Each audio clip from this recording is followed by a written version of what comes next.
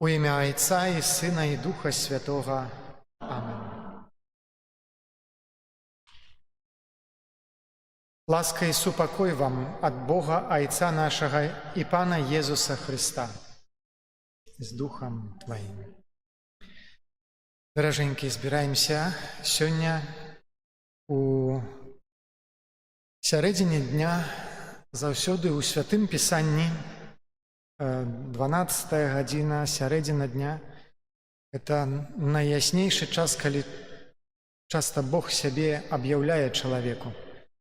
Таму папросім, каб і падчас гэтай святой імшы Ён аб'явіў нам сябе прысутным у слове, у целе і крыві, у нашым сэрцы.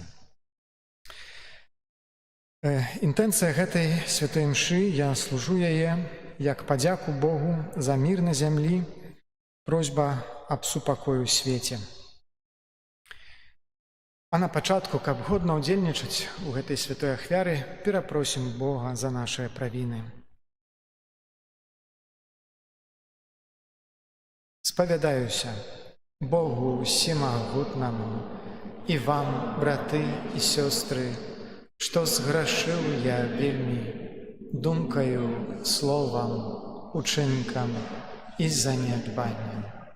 Моя віна, моя вельмі вялікая віна. Таму прашу найсвяцейшую заўсёды Панну Марыю, усіх анёлаў і святых, і вас, браты і сёстры, памаліцца за мяне да Пана Бога нашего. Няхай змілуецца над намі Бог усемагутны і, адпусціўшы нам грахі, давядзе нас да жыцця вечнага. Амин.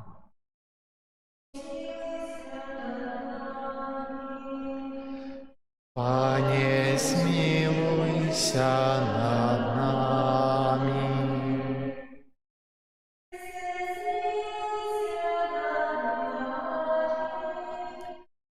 Христе, змілуйся над нами.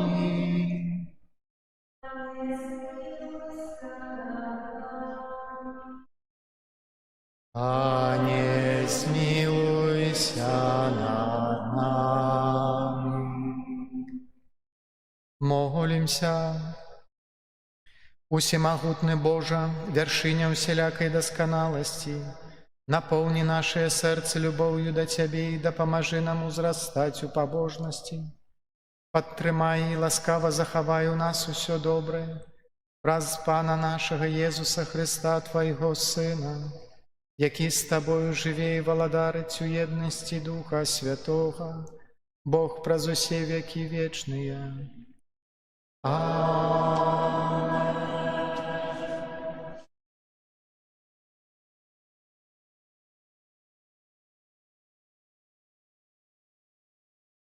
Початок послання святого апостола Павла до Колосян. Павел, з волі Божої апостол Єсуса Христа, і брат Тимофей, святим і вірним братом у Христі, які у Колосах, ласка вам і спокой від Бога, Отця нашого. Дякуємо Богу і Отцу нашого Пана Єсуса Христа, завсюди молячися за вас. Бо ми почули про віру вашу у Христі Єсусі і про любов, яку маєте до всіх святих для надії, що захована для вас у небесах. Ви почули про її раней у слові правди Євангелія, якое прийшло до вас, і як воно приносить плон і расте во всім світі, так і серед вас, починаючи з дня, коли ви почули і спознали Божию ласку у правді. Ви навчилися гэтаму от Епафраса, нашого милованого супрацовника, вірного слуги Христового для вас, який і виявив нам вашу любов у духу. Гэта Слово Божие.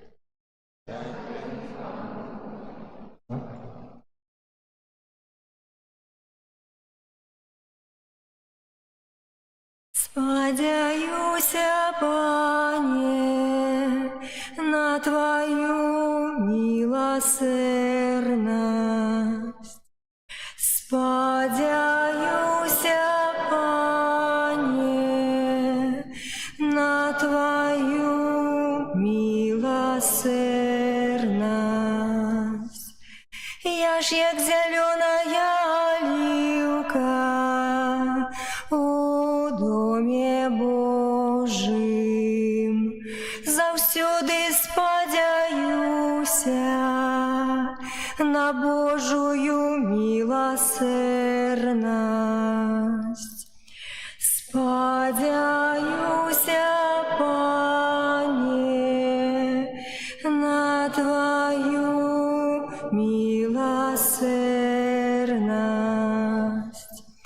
Навеки буду славить Тебе за тое, что Ты зробив, и сподіватися на Твое имя, бо оно доброе для Твоих верных. Сподяюся, Пане, на Твою милосердность. Аллилуйя, аллилуйя, аллилуйя, аллилуйя, аллилуйя,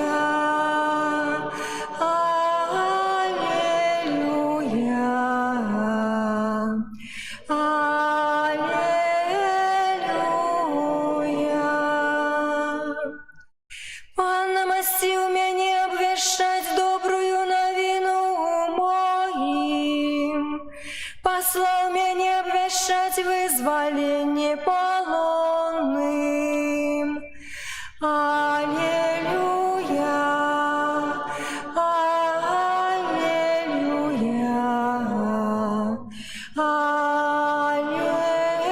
аллилуйя.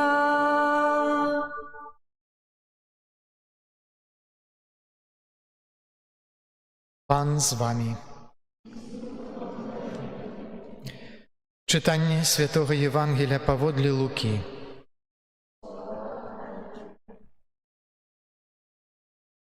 Jezus покинуł synagogę i przyszedł u dom Symona. Між тим моцная гарачка ахапіла Симонову цешчу і прасілі яго за яе. Стаўшы над ёю, Езус забараніў гарачцы, і тая пакінула яе. Жанчына адразу ж паднялася і прыслугоўвала ім. На захадзе сонца ўсе, хто меў хворых на розныя немачы, прыводзілі іх да Езуса. Ён жа, складаючы рукі на кожнага з іх, аздараўляў іх. І шмат з каго выходзілі злыя духі, якія крычалі, кажучы: «Ты Сын Божы». Але ён забараняў і не дазваляў ім казаць, бо яны ведалі, што ён Месія. Калі настаў дзень, Езус выйшаў і скіраваўся ў пустыннае месца, а людзі шукалі яго і, прыйшоўшы да яго, затрымлівалі яго, каб не зыходзіў ад іх. Але ён сказаў ім: «Таксама іншым гарадам мне трэба абвяшчаць добрую навіну аб валадарстве Божым, бо для гэтага я пасланы». І прапаведаваў у сінагогах Юдэі. Гэта слова Пана.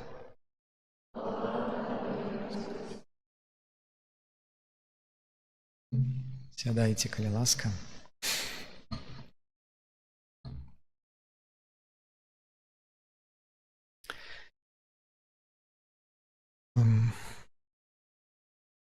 Д'яблу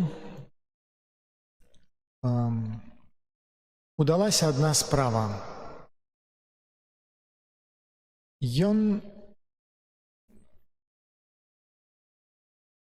пасеяў у нашым сэрцы недавер да нашага Бога. І праз гэта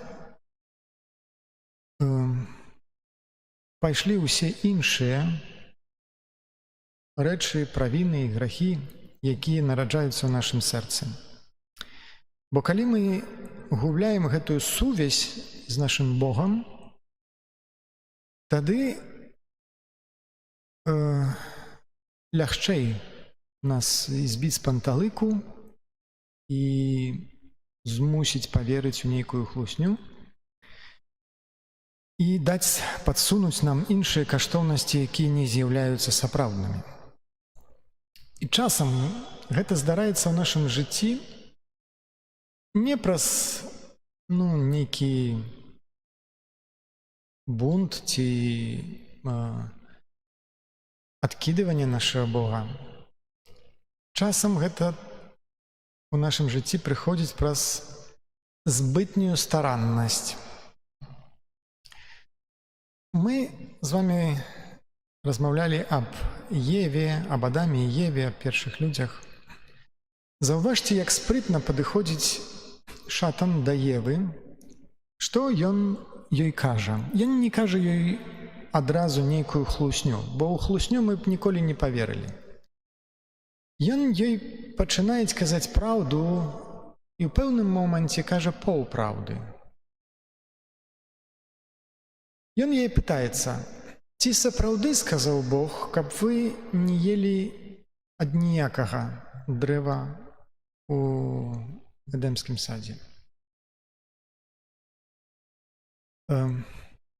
Забарона есці сапраўды ёсць, але як мяняецца рыторыка, бо тое, што кажа Бог, Бог кажа: ад кожнага дрэва ты можаш есці. Бог дае гэтую загаду пазітыўна. Усё для цябе, чалавеча. Гэты свет створаны для цябе. Я ўсё гэта зрабіў, каб ты карыстаўся. Папросту ты яшчэ не да ўсяго дарос, як дзіця. Як вырасце, яно будзе карыстацца з гэтай разеткі. Але спачатку ты яшчэ не ўмееш, таму не падыходзь да яе. Таму і Бог: ад кожнага дрэва ты можаш есць, не можаш есці толькі ад дрэва пазнання добра і зла, бо калі з'еш, смерцю памрэш, я не хачу, каб ты памёр. Бог кажа так, з заботай аб чалавеку. Д'ябал стараецца паказаць гэта ў іншым. Ці праўда сказаў Бог, што каб ніякага дрэва вы ў раі не елі? І Ева стараецца абараніць Бога. Што яна кажа? Не, кажа, толькі ад дрэва, якое пасярод раю, нам забаронена есці і забаронена прыкасацца нават да яго, дакранацца. Гэта ўжо Бог не казаў. Але яна так старалася, што аж дадала яшчэ нешта ад сябе. І д'ябал якраз хвытае менавіта гэтую справу і кажа: не, гэта хлусня. Бог вас абманывае. Ты можаш дакрануцца і сама ўбачыш. Так кажуць юдэйскія равіны, яны тлумачаць гэты момант. І яна дакранулася, і нічога не сталася. І тут зарадзілася думка: можа, і сапраўды Бог нас абманывае? І вось тады ўжо можна рабіць з чалавекам усё, што хочаш. Бо чалавек згубіў гэты давер да Бога. Як гэта адбываецца ў нашым штодзённым жыцці, ў нашым жыцці? Мы з дзяцінства дарастаем з нейкімі сапсутымі образамі Бога. Я ўжо аб пэўным вобразе Бога вам казаў, калі для пэўнай жанчыны ён быў Бог смерці. Часам для нас Бог — это бухгалтер альбо міліцыянер, які толькі стаіць дзесьці за рогам і чакае, калі мы штосьці зробім не так, і тады — оп, штраф. Альбо бухгалтар увесь час нам падлічвае: ну, ты ўжо столькі нарабіў грахоў, ну, табе ўжо на ніякае збаўленне лічыць няма. Немажліва. Не адкупішся. І гэта неправда. І таму нам вельмі патрэбна гэтыя несапраўдныя, ложныя, гэтыя вобразы Бога у сабе знайсці і выправіць. Каб я зразумеў, які мой Бог ёсць на самой справе. Што? Бо нават людзі, якія кажуць, што Бога няма, гэта тоже образ Бога, толькі таго, які адсутнічае. І цікава, што там вытварыла такі образ Бога, якога няма, які ўвогуле не займуецца гэтым светам, не клапоціцца ні аб якім чалавеку. Бо гэта таксама хлусня.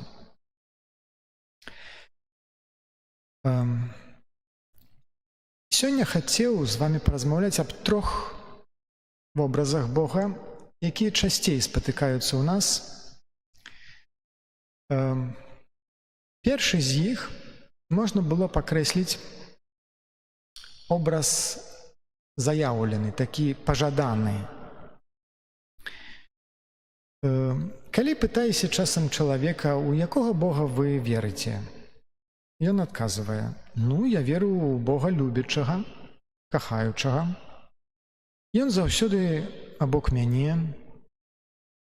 Ён размаўляе са мной, вельмі паважае мяне. Мы вельмі часта з ім размаўляем.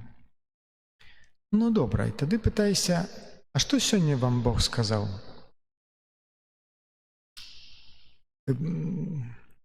Трэба падумаць. Ну, калі вы з ім размаўляеце кожны дзень, то аб чым вы сёння з ім гаварылі? Прабачце, не разумею, аб чым вы мяне пытаеце. І аказваецца, што гэты вобраз, ён не з'яўляецца рэальным вобразам. Таму я назваў яго такі пажаданы. Мне хацелася б, каб ён сапраўды такі быў. Ён такі трохі фасадны, які стварыла мая фантазія больш. Альбо ён такі катэхетычны. Што гэта значыць? У нас так навучылі, што Бог ён такі. Ён кахае чалавека, ён турбуецца аб чалавеку. Мы гэта добра вывучылі. Мы самі можам так кагосьці навучыць і сказаць. Але ў сваім жыцці так сапраўды мы гэта не перажываем. Мы можам такому Богу нават пакланяцца, можам яму маліцца, але гэта ўсё як нейкая такая прыклееная рэчаіснасць, як тапеты на сцяну. Яны ўпрыгожваюць, можа, маё жыццё, але мне нічога не даюць. Другі образ я б назваў образ рэалістычны. Але і тут увага. У гэтым вобразе могуць быць розныя мадэлі майго Бога. Часцей за ўсё ёсць такая мадэль, што Бог, ён далёка, дзесьці далёка. Ну, час ад часу ён можа прыходзіць у маім жыцці, дзесьці там штосьці зробіць, можа, нейкую малітву маю і пачуе. Можа, да нейкіх там святых ці містыкаў ён прыходзіць і часцей.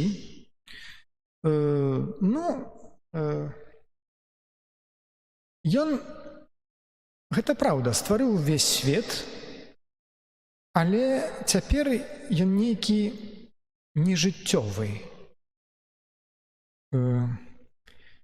Яму трэба памагчы.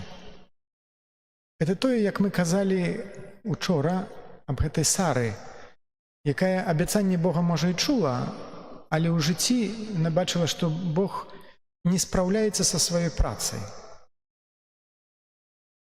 Ён увогуле вельмі кепска спраўляецца ў гэтым свеце, бо столькі зла, столькі церпячых людзей, столькі невыслуханых малітв. І такому Богу трэба дапамагчы. Такому касцёлу трэба дапамагчы. Інакш усё рухне. А што пачынаецца пазней? Пасля 40 лет у нас пачынаюцца ўжо нейкія праблемы з настраеннем, дэпрэсія. Увогуле не надта хочацца ні маліцца, ні ў такі касцёл хадзіць. На такі вобраз спрыяюць розныя фактары ў маім жыцці. Але гэты вобраз не зыходзіць ад жывога абцавання з Богам, ад опыта жывога абцавання.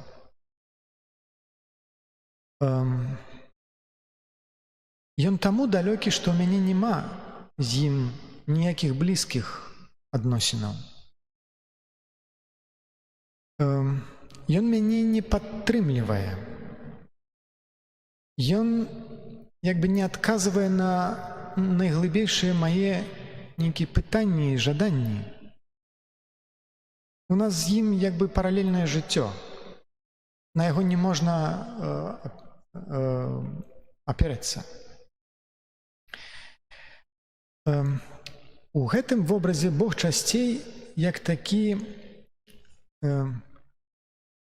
беспомощны пенсіянер. Ён увогуле як бы не разбіраецца ў жыцці. Нашае жыццё точыцца як точыцца, ну а Бог дзесьці там у нейкіх сваіх справах. Ён не разбіраецца ў рэчаіснасці, але ён мае ўладу. І вось гэта нас пужае. І гэта як праяўляецца ў нашым жыцці? Гэта вельмі бачна па тым, як мы молімся. Заўважце, калі мы, не ведаю, ці дома, ці забегаем калісьці ў касцёл, і молімся так хуценька, каб адгаварыць пацер і далей пабегчы па сваіх справах. Вось тады трэба задаць пытанне, да, які вобраз Бога ў мяне? Хуценька перад ім памаліцца і ўцячы. Чаму ўцячы? Ну, бо свет трэба збаўляць, столькі спраў, да, мне няма часу перад такім Богом пасядзець. Хлябы трэба печ, дом трэба будаваць. Ось. Людзей трэба збаўляць. Само ж гэта не зробіцца. Няма часу маліцца. Таму бывае і вельмі смутна на адарацыі. Бо ці ён там ёсць? Яго ж не бачна, і ён маўчыць. Таму невядома, што рабіць падчас гэтай адарацыі, калі ён выстаўлены ў цішыні, ўсе сядзім перад ім. Часцей за ўсё мы стараемся запоўніць гэтую цішу, ведаю, якімісьці малітвамі, штосьці адгаварыць. Але пасля гэтага ці ёсць адчуванне, што ты сапраўды з ім спаткаўся? Што ён цябе неяк падтрымаў, суцешыў, можа, дзесьці надавіў на маё суменне. Але мне ад гэтага добра. Можа, дзесьці ён там і гарманізуе чалавецтва, але не тут.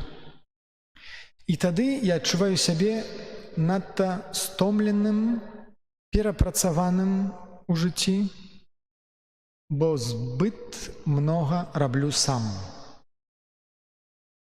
Усё на маіх плячах. Альбо бывае, з гэтым вобразам яшчэ так. Напрыклад, прыходзіць чалавек на споведь і кажа: «Ну, я сажительствую з адной кабетай». Тады пытаешся: «А чаму вы лічыце, што гэта грэх?» Ён кажа: «А я так не лічу». Цікава, прабачце. Ну, калі вы называеце это ў споведзі, значыць, вы хіба вызнаеце это як грэх. Чаго вы чапляецеся да мяне? Я не чапляюся, ну, вы назвалі гэта як грэх, значыць, вы лічыце гэта за грэх. Я так не лічу. Бог так лічыць. То есть у мяне ёсць сваё жыццё, свой кодекс, нейкі маральных установаў. У Бога ёсць свой. І часам я змушаны прыйсці і назваць то, што Бог уважае за грэх, ну, бо ў яго ёсць улада. Яшчэ пазбавіць мяне вечнага жыцця. Але так сам у сабе, ну, я жыву па-іншаму. Маё сэрца прагне зусім іншых рэчаў, і я так уважаю. І вось вельмі важна, каб мы адкрылі ў сабе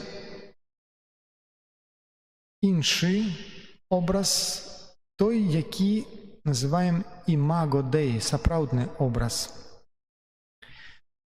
Вобраз, які нараджаецца з гэтых сапраўдных жывых адносінаў мяне і яго.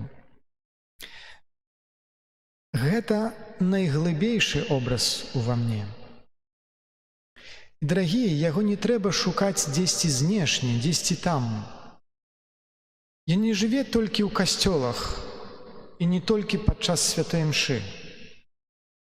Калі ён нас стварыў на свой вобраз і падабенства і зрабіў нашае сэрца святыняй Святога Духа, яны на самой справе нас могуць накіраваць на Бога,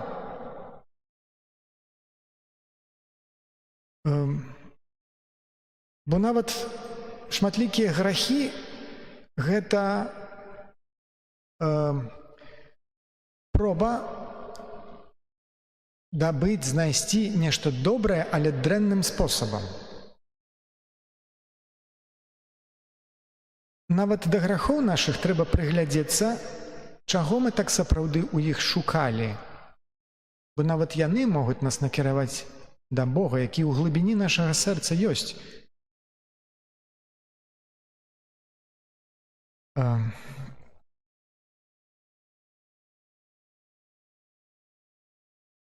Таму вельмі важна, каб наша вера была ў такога Бога, які заўсёды са мной, які ніколі мяне не пакідае, які ў кожнай маёй справе, ці я размаўляю з жонкай, ці я дзесьці на працы, ці я што б толькі не рабіў, нават грэх. Бог не пакідае мяне нават у гэтую хвіліну. І можа, калі б я асазнаваў, што нават у гэты момант ён са мной, можа, больш сілы бы знайшоў сябе пабедзіць, звальчыць з сабой.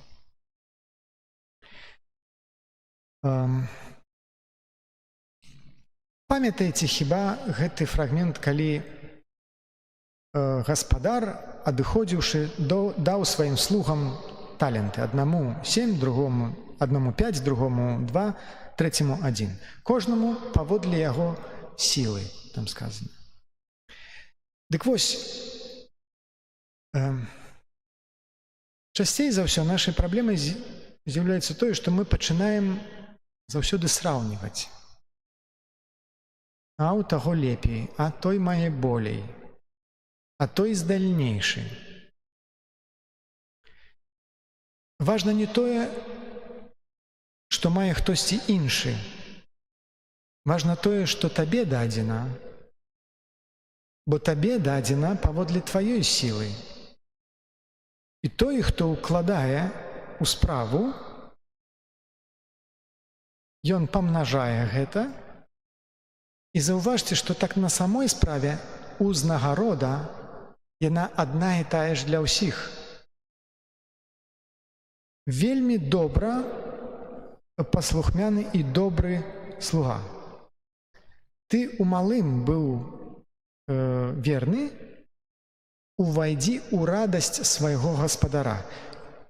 Гаспадар тое самае паўтарае і аднаму, і другому, слова ў слова. Гэта значыцца, што ўзнагарода увайсці ў гэтую радасць гаспадара будзе для кожнага. Мы ўсе будзем шчаслівыя, калі Бог узнагародзіць нас. Таксама і ў іншым прыкладзе, які дае Христус, дзе ён усім работнікам 9, 7, 11 часу усім даў па аднаму дынарыю, да? Каб паказаць, што ўзнагарода будзе тая самая, поўня абцавання з самім Богам, шчасце. Ну, але мы часам усё роўна бываем незадаволены. І бяда таго слугі, які закапаў гэты талент. Чаму закапаў? Бо меў дрэнны образ Бога. Што ён кажа? Я ведаў цябе, што ты скупы і жахлівы. Сееш там, дзе не... збіраеш там, дзе не пасеяў. Калі маем такі вобраз Бога, ну то куды прыйдзем?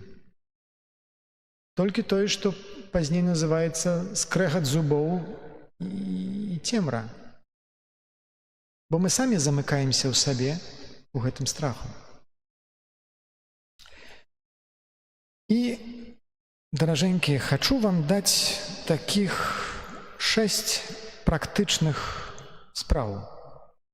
Ну, як у сабе развіваць нешта добрае.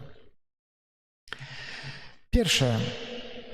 Будьце сабе сябрам, а не крытыкам. Што робяць крытыкі? Крытыкі судзяць. І яны могуць нас прыгнятаць. Ну, хто любіць крытыку? Так? А што робіць сябра? Сябра, ён пацвярджае ўсё тое, што ёсць ува мне добрае. Сябра можа зразумець мае агранічанасці. Але ён заўсёды пазаботіцца аб тым, каб мае патрэбы, калі яны законныя, былі задаволеныя. Сябра дапаможа. Таму не будьце для сябе крытыкамі, якія заўсёды судзяць, прыгнятаюць. Будьце сабе сябрамі. Зрабіце сабе спісак сваіх рысаў, якія вам падабаюцца ў сабе. Для людзей гэта вельмі цяжкая справа. Нам лягчэй напісаць усё, што нам не падабаецца ў сабе. Зрабіце сабе спісак таго, што падабаецца. Таксама напішыце тое, у чым вы агранічаны.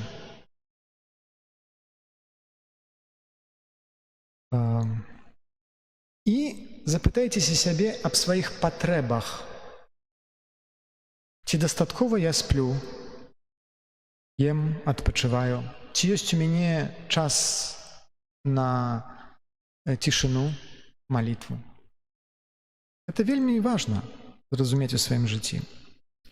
Другая дарада. Будьце гаспадаром, а не абвінителем. Што гэта значыцца? Гаспадар, ён поўнасцю бярэ адказнасць за сваё жыццё. Бо ён адчувае сябе гаспадаром. Ён ведае, што ў яго ёсць жыццё, яно толькі адно. Яму трэба штосьці ў гэтым жыцці зрабіць. Таму ён бярэ адказнасць за сваё жыццё. Гаспадароў характарызуе дзейснасць, а не рэакцыя. Абвінитель, ён толькі рэагуе на нейкую справу, але нічога не робіць. Абвінитель, ён наадварот перакладае адказнасць на іншую асобу. Перакладае адказнасць за сваё жыццё на кагосьці другога. Што зрабіў Адам? калі Бог запытаўся: ці ты не еў з дрэва? Ён кажа: жонка, якую ты мне даў, таму вінаваты і ты, і жонка, но толькі не я. Да? Таму будьце сабе гаспадарамі. Трэцяя дарада: дзяліцеся з іншымі людзьмі і не затрымлівайце ўсяго для сябе. І я кажу не толькі аб нейкіх матэрыяльных рэчах, я кажу аб тым, што перажываеце ўнутры. Рэчы, якімі мы дзелімся з іншымі асобамі, якімсьці спосабам яны пазбаўляюцца моцы нас раніць. А тое, што мы затрымліваем для сябе, аб чым нікому не гаворым, яно пачынае гніць як заноза у нас, у нашым целе. І нават кажуць, што мы хворыя настолькі, насколькі скрытныя. Вы наліце якийсь кампот у дзбан і зачыніце яго, і застаўце. Што з ім здарыцца праз пэўны час? Ён не толькі скісне. Чацвёртая дарада: прабачайце і ніколі не захоўвайце крыўды. Бо самы верны шлях да таго, каб стаць рабом, гэта захоўваць нейкую крыўду ў сэрцы да кагосьці. Што робіцца? Той, на каго мы пакрыўджаны, ён нічога не адчувае. Але што робіцца з намі? Мы не высыпаемся праз гэта,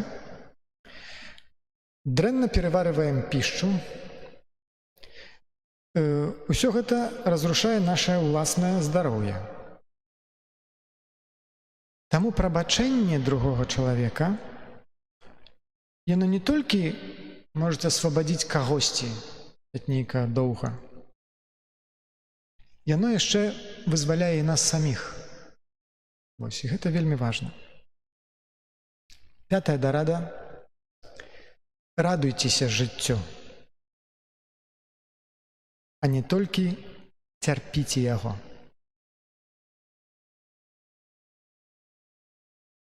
Напрыканцы дня зрабіце сабе яшчэ адзін спісак. Спісак прыемных здарэнняў, якія здарыліся з вамі ў сённяшні дзень. Нават калі нічога вам не прыходзіць у галаву. Гэта значыць, што вы папросту нічога не замецілі, а не таму, што нічога не здарылася.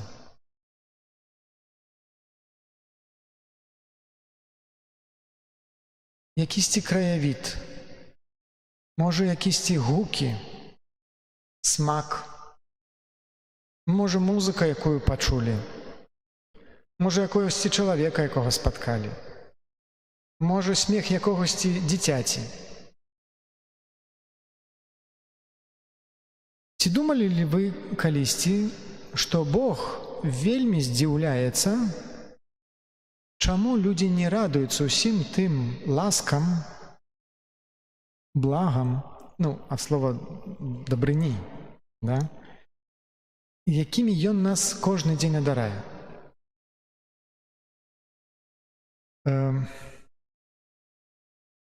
Хабрэі гаварылі ў Талмудзе, што усе мы павінны будзем разлічыцца з Богам за усе дазволеныя задавальненні, удовольствия, якім мы не навучыліся цешыцца, радавацца. Бо ўсё гэта Бог стварыў таксама для нас, а калі мы не ўмеем з гэтага цешыцца, то мы адчуваем, што нашае жыццё мае толькі горач. І шостая, апошняя дарада: памясціце малітву ў цэнтральнае месца ў вашым жыцці. Як я ўжо сказаў, Бог заўсёды з намі. Ён заўсёды кажа, што будзе нам дапамагаць. І найцяжэй за ўсё жыць, калі ты сам.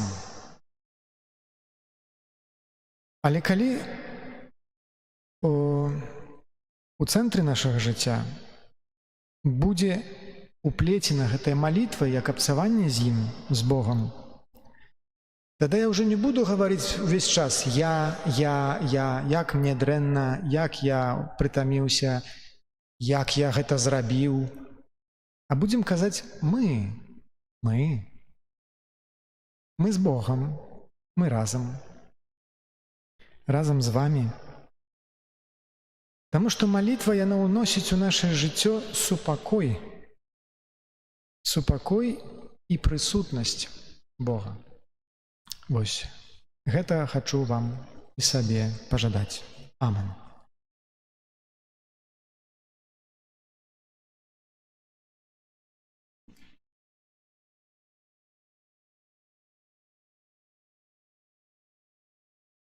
Вызнаючы, што Езус ёсць Сынам Божым, якому Айцец перадаў усю ўладу на небе і на зямлі, узнясём праз Яго пасрэдніцтва нашае супольныя малітвы.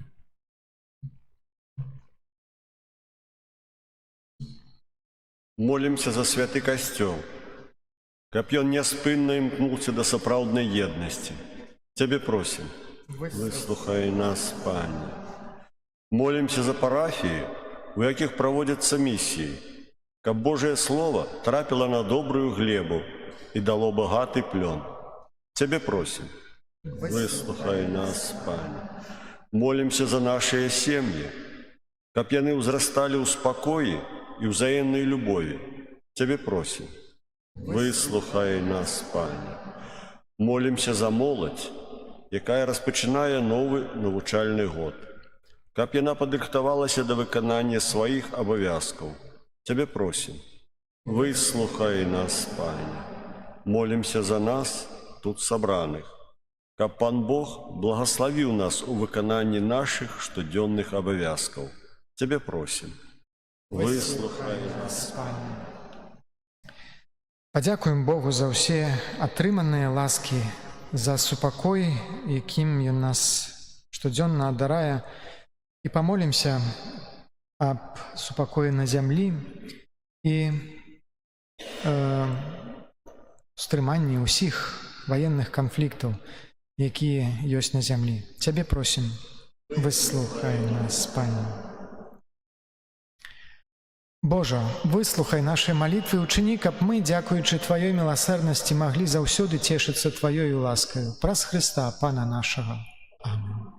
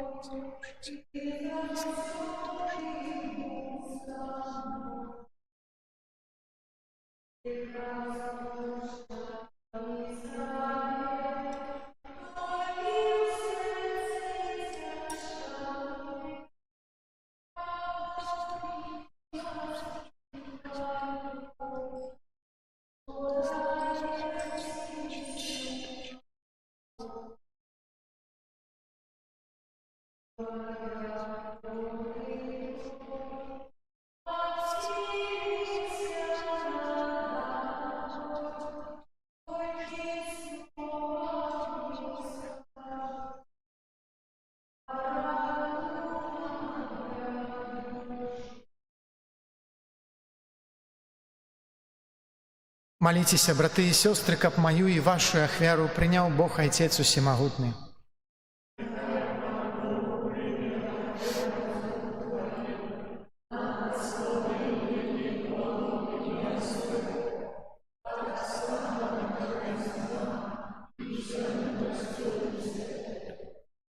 Божа наш Ойче, праз моц святой ахвяры адары нас Тваёю ласкай, каб у нас споўнілася справа збаўлення, якая здзяйсняецца ў найсвяцейшым сакраменце, праз Христа Пана нашага.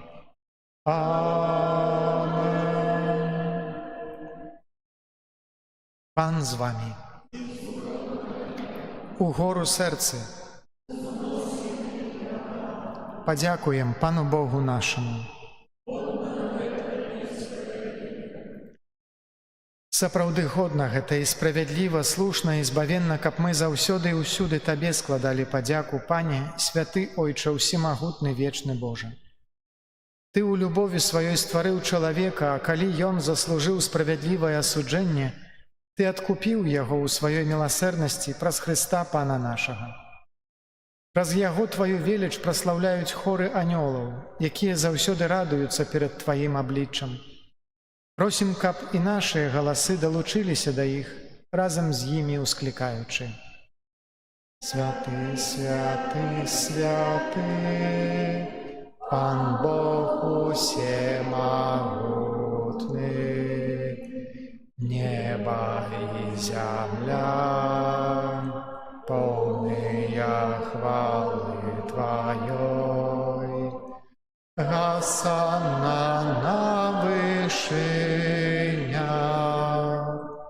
благословленный той, кто приходит у имя Пана.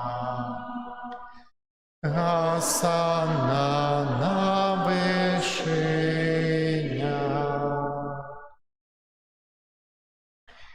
Сапраўды, Божа, Ты святы, крыніца усялякай святасці.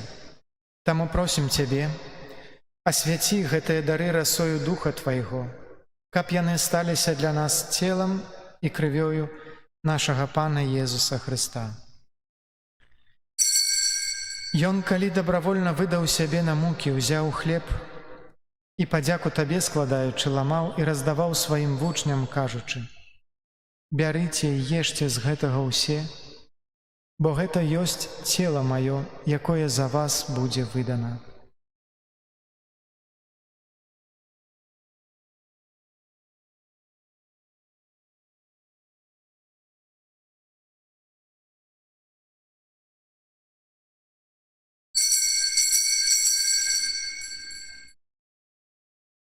Падобным чынам па вячэры ўзяў келіх, зноў Табе падзяку складаючы, падаў сваім вучням, кажучы: «Бярыце і піце з яго ўсе, бо гэта ёсць келіх крыві маёй, новага і вечнага запавету, якая за вас і за многіх будзе праліта дзеля адпушчэння грахоў.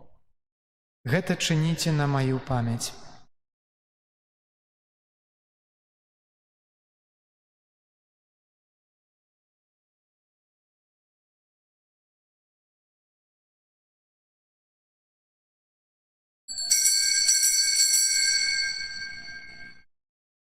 Гэта вялікая таямніца веры. Абвяшчаем смерць Тваю, Пане Езу, вызнаём Тваё уваскрасенне і чакаем Твайго прыйсця ў хвале. Успамінаючы смерць і з мёртвых паўстанне Твайго Сына, ахвяруем Табе, Пане, хлеб жыцця і келіх збаўлення. Дзякуючы, што ўчыніў нас годнымі стаяць перад Табою і служыць Табе. Пакорна молім Цябе, каб усіх нас, прымаючых цела і кроў Христа, Дух Святы сабраў у адно. Памятай, Пане, пра касцёл Твой рассеяны па ўсім свеце, удасканаль яго ў любові разам з папам нашым Львом, біскупам нашым Юзафам і ўсім духавенствам. Памятай таксама пра братоў і сясцёр нашых, якія паснулі ў надзеі на ўваскрашэнне, і пра ўсіх, хто ў Тваёй ласцы адышоў з гэтага свету, і дазволь ім убачыць святло аблічча Твайго. Просім Цябе, змілуйся над усімі намі, каб мы заслужылі ўдзел у жыцці вечным, у еднасці з Найсвяцейшай Багародзіцай Паннай Марыяй, са святым Юзафам, яе абраннікам, са святымі апостоламі, усімі святымі, якія спрадвеку падабаліся Табе, каб з імі мы хвалілі і праслаўлялі Цябе праз Сына Твайго, Езуса Христа.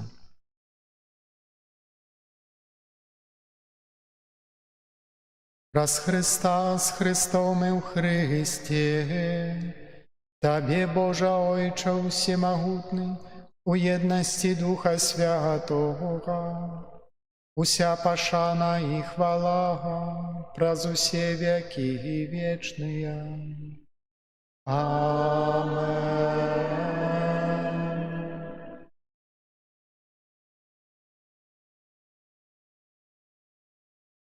Бог так полюбил нас, что спаслал нам, як Збавителя Своего одинородного Сына. Тому осмеливаемся казать: Отче наш, который есть у небе, святися имя Твое, приди владарство Твое, будь воля Твоя, як у небе, так и на земле. Хлеба нашего штодневного дай нам сегодня, и отпусти нам провины наши, як и мы отпускаем виноватым нашим. И не уводь нас в спокусу, але избав нас от злого.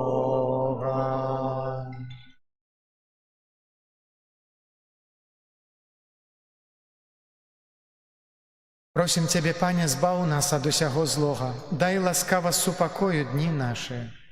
Дапамажы нам у міласэрнасці Тваёй, каб мы былі заўсёды вольныя ад граху і захаваныя ад усялякага неспакою чакалі спаўнення шчаслівай надзеі і прыйсця збаўца нашага Езуса Христа.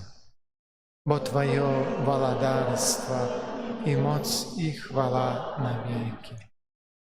Пане Езу Христе, Ты сказаў апостолам Тваім: «Супакой пакідаю вам, супакой мой даю вам».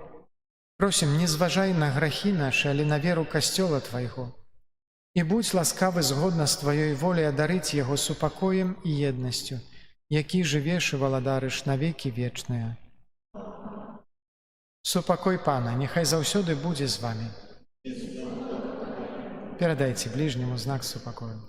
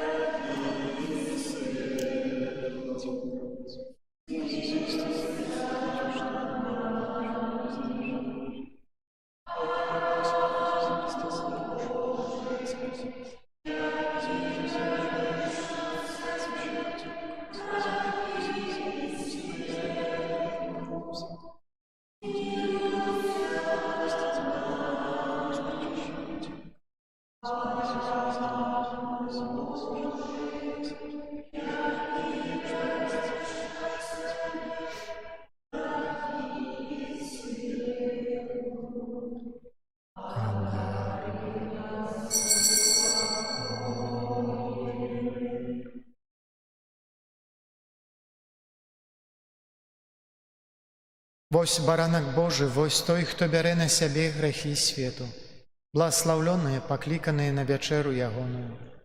Пане, я не варты, каб Ты увайшоў да мяне, але скажы толькі слова, і будзе аздароўлена душа моя.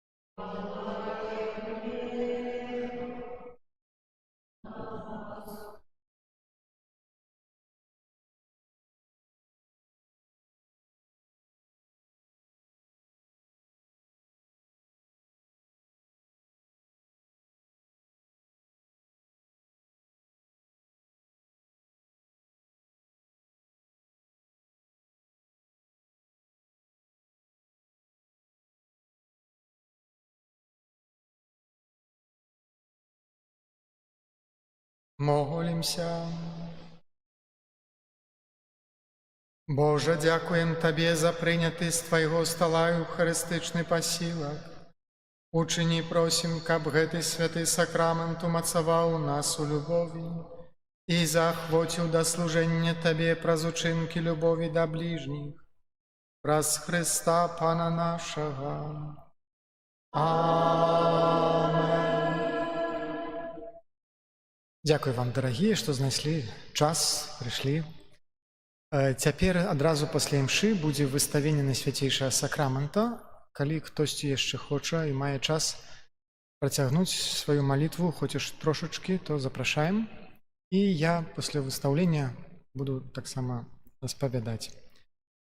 А заўтра о 7 гадзіне запрашаем таксама на святую імшу і навуку, тэматам якой будзе шлюб, сям'я, нашы адносіны ў сям'і. Прыміце Божае благаслаўленне. Пан з вамі.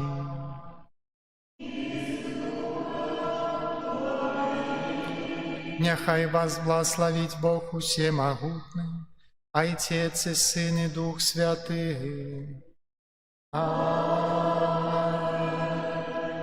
Идите в супокои Христа. Дякую.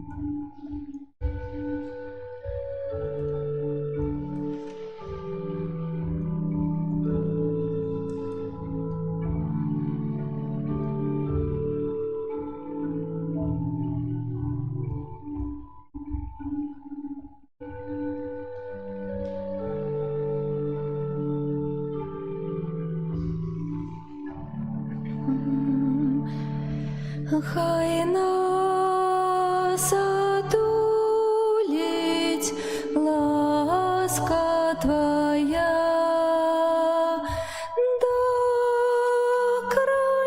доклонися, Дух Святий до нас, хай нас отулить ласка Твоя, доклонися, Дух Святий до нас, хай нас отулить ласка Твоя,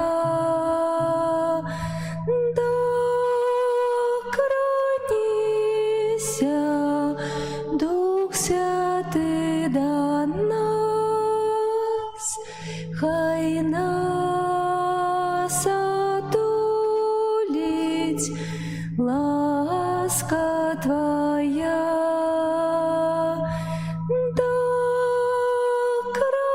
доклонися, Дух Святий до нас.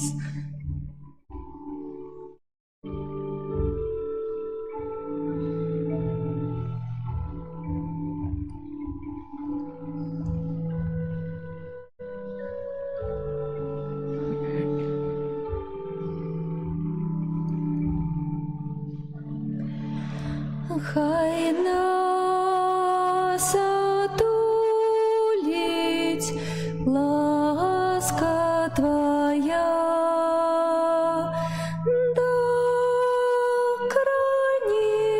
доклонися, Дух Святий до нас, хай нас отулить ласка Твоя,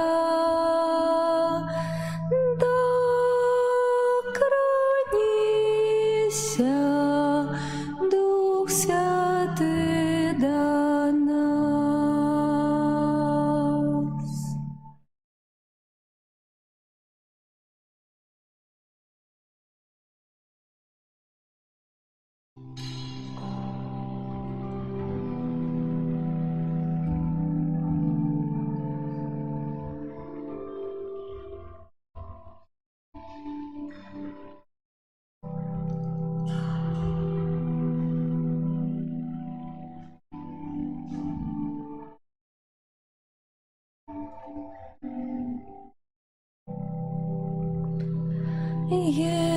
Иисус, имя святое, наш Избавитель, князь упокою, Эммануэль, Бог я с нами, Откупитель, слово життя.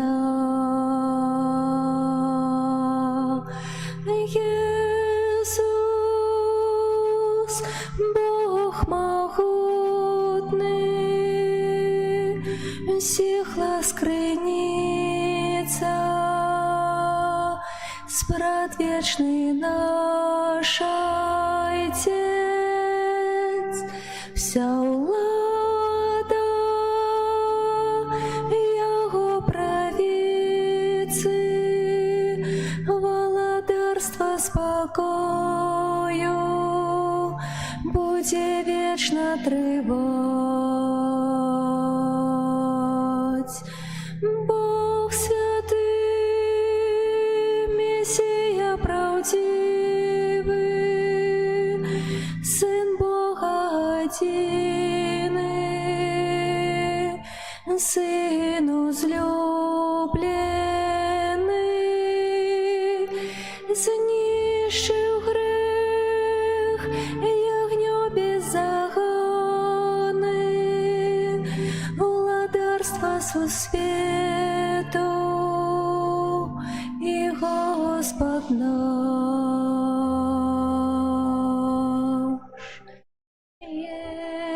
Иисус, имя святое, наш Збавитель, князь упокою, Эммануэль, Бог я с нами, Откупитель, слово життя. Єсус,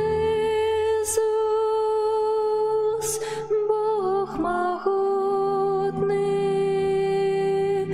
всіх ласкрыница, спрадвечный наш Отец, вся влада Его правицы, владарство спокою буде вечно тривать. Бог святый, Мессия правдивый, Сын Бога единый, Сын возлюбленный.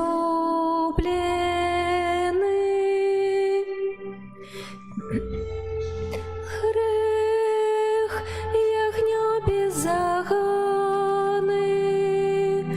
владар сусвету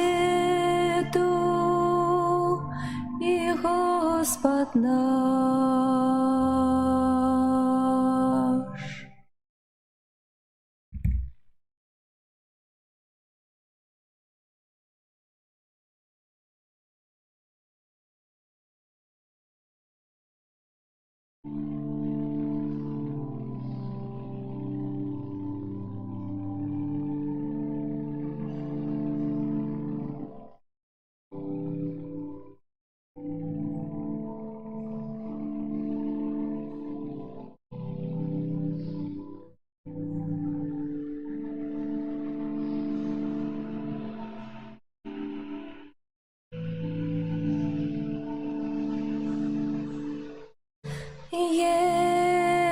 Иисус нам дает избавление, Иисус нам дает спокой, да Его шлем свое моление,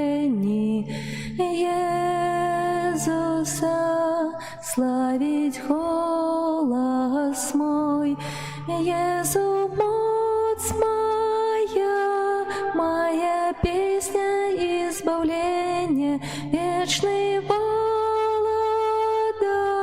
всемогутный Господь мой, им я отшукал, чего прагнуло сумление, мне руку подал, шлях до неба показал.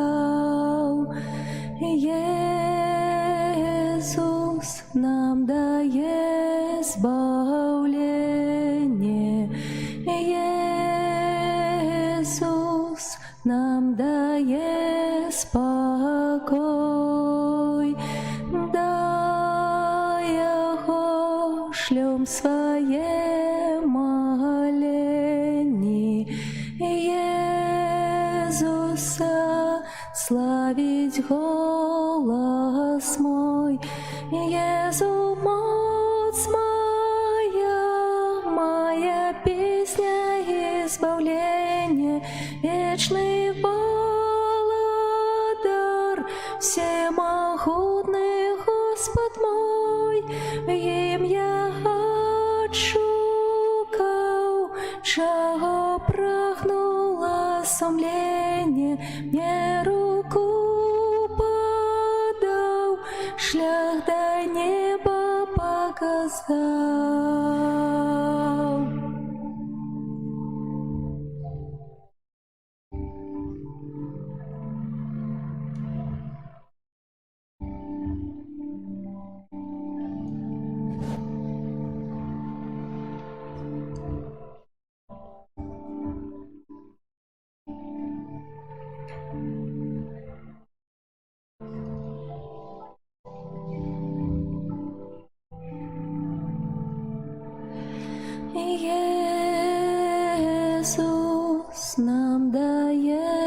избавление.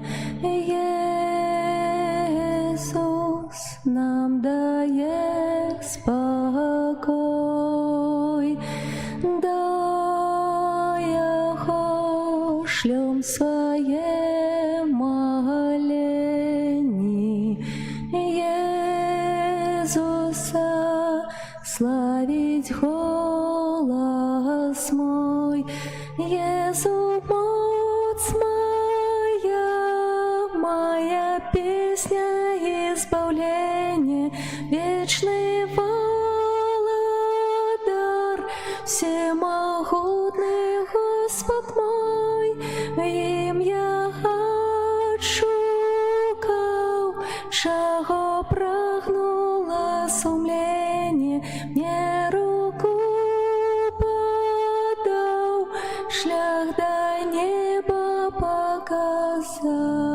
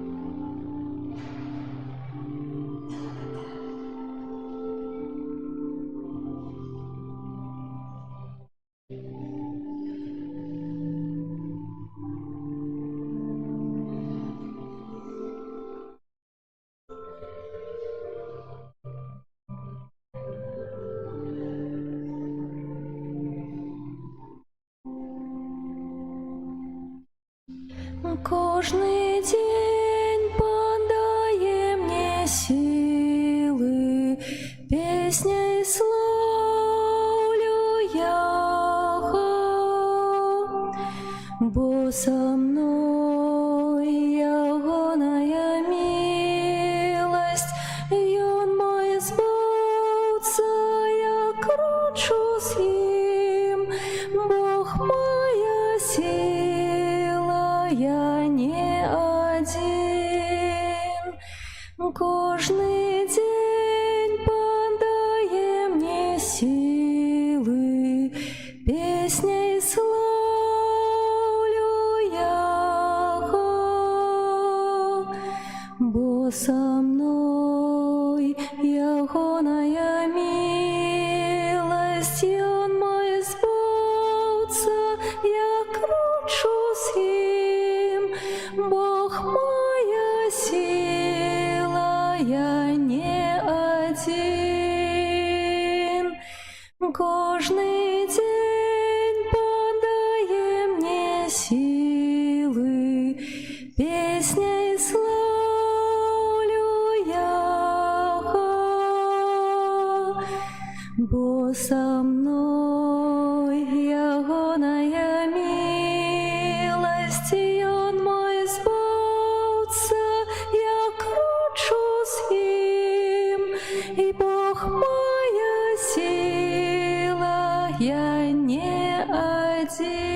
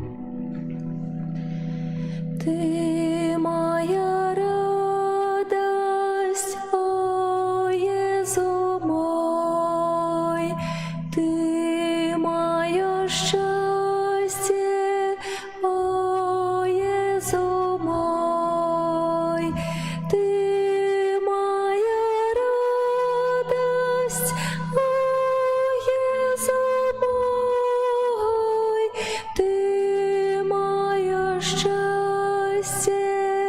о Иисус мой, Иисус, Тебе люблю всей душою, Ты мне надеяй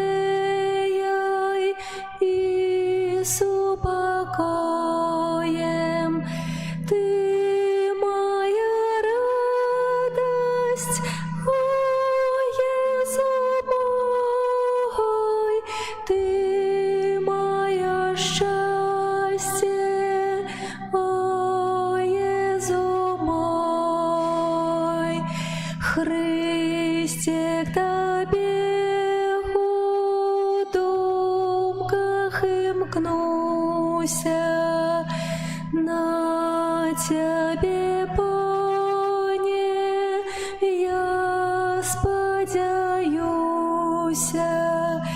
Ты моя радость, о Иисус мой, Ты мое счастье, о Иисус мой.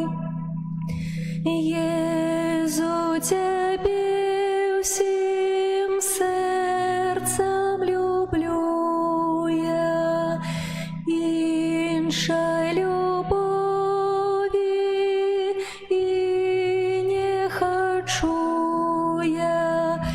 Ты моя радость, о Иисус мой, Ты мое счастье, о Иисус мой.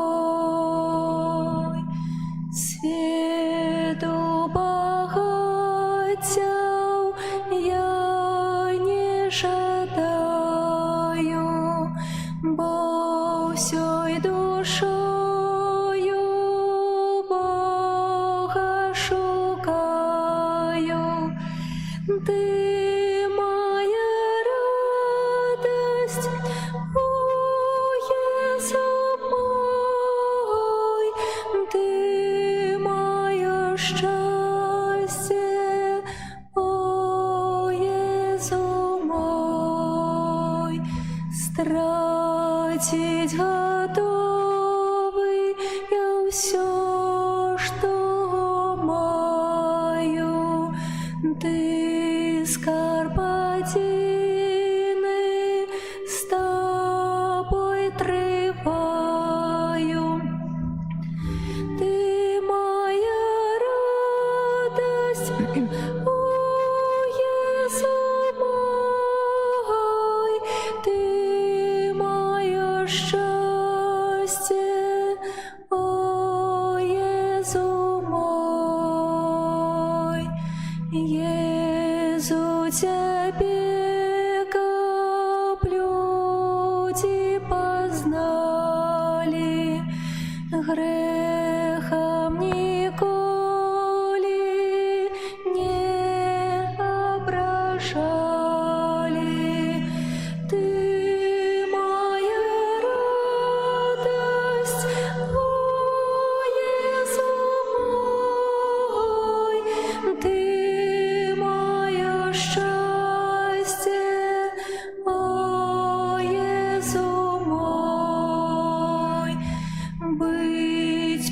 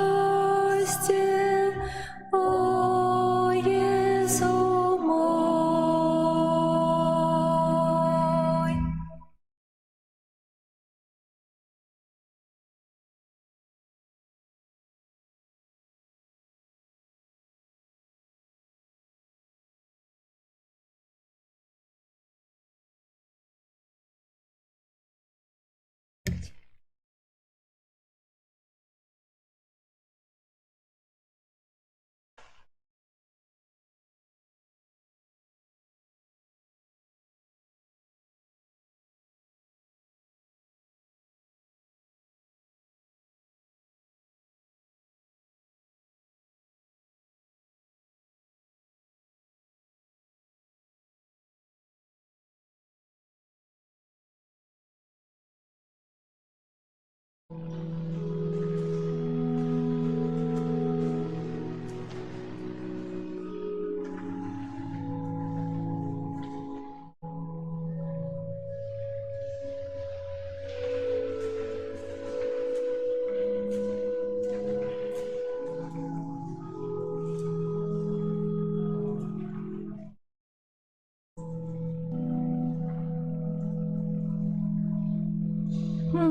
моя Тобі співать я буду, бо Ти мой Пан, моя надія, довіряю Тобі і не боюся. Моц моя Тобі співать я буду, бо Ти мой Пан, моя надія, довіряю Тобі і не боюся.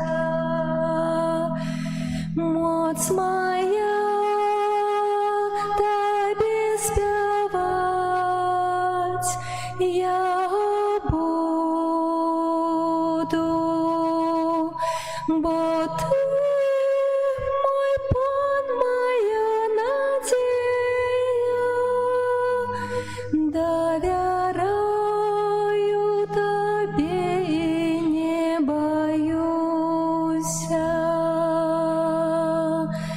Моц моя Тобі співать я буду, бо Ти мой Пан, моя надія, довіряю Тобі і не боюся. Моц моя Тобі співать я буду, бо Ти мой Пан, моя надія, довіряю Тобі і не боюся.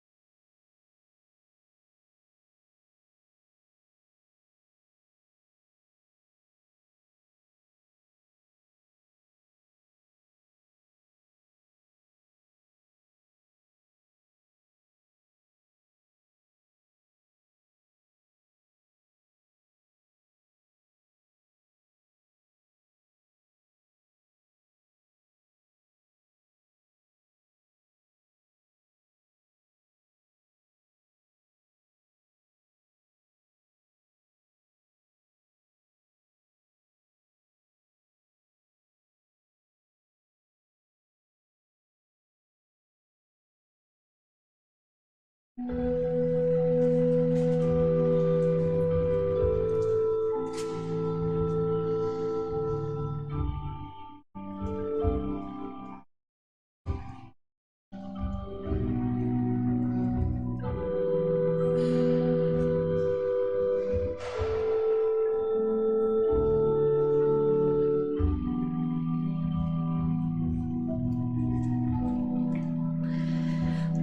Господи мой, стою пред Тобой, Ты молитву прими, мой голос почуй, от згуби уратуй, и надею пошли. О, Господи мой, стою пред Тобой, Ты молитву прими, мой голос почуй, от згуби уратуй, и надею пошли.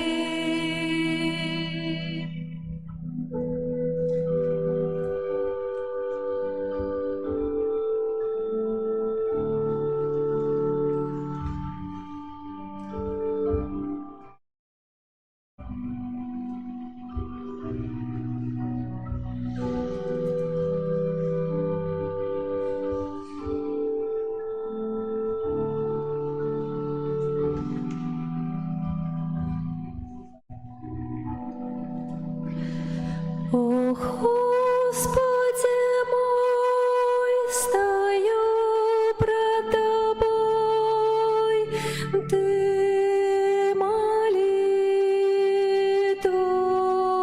прими, мой голос почуй, от згуби уратуй, и надею пошли. О, Господи мой, стою пред Тобой, Ты молитву прими, мой голос почуй, от згуби уратуй, и надею пошли.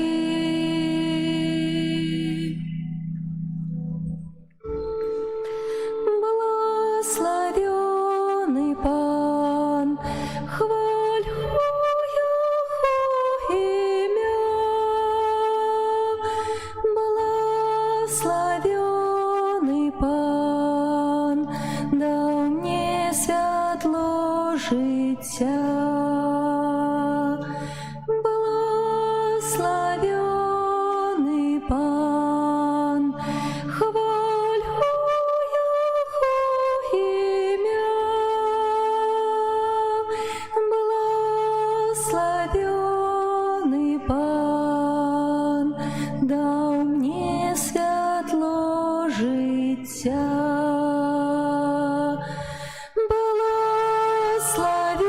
Благословенный Пан, хвалю Его имя.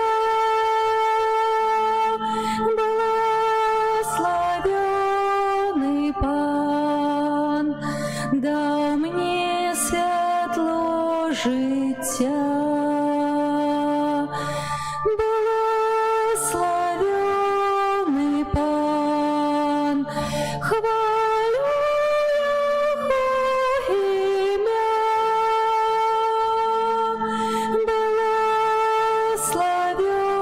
Благословенный Пан, дал мне світло життя.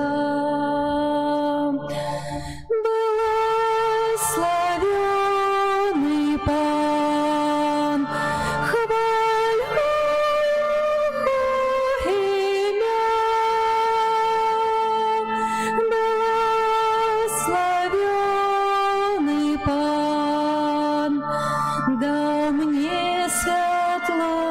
життя.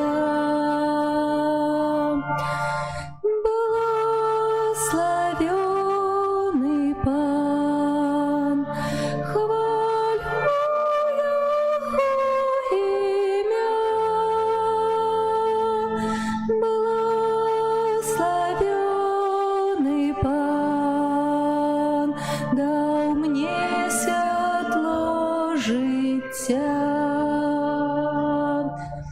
Благословенный Пан, хвалю Его имя.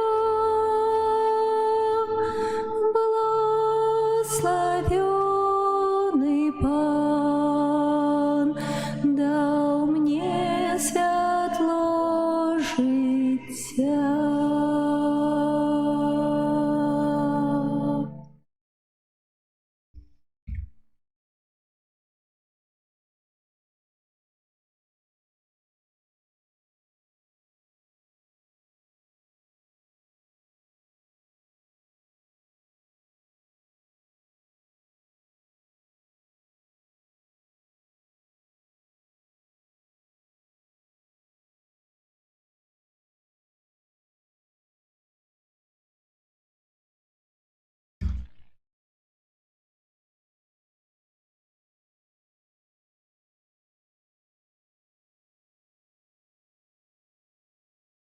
Переживаем час святых реколлекций. Гэты час залежыць ад кожнага з нас. Езус схіляецца над намі, жадаючы вылечыць нашыя раны, слабасці, жадаючы умацаваць нас у добрых пастановах. І мы адкрываем на гэта сэрцы, каб быць бліжэй Яго, каб разам з Марыяй крочыць за ім.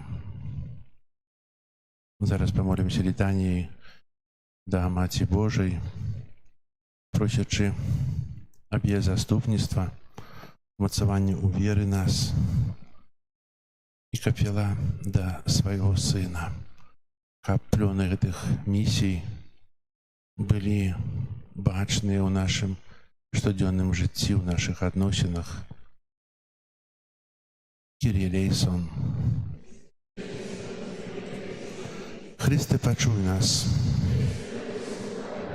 Ojcze z nieba Boże,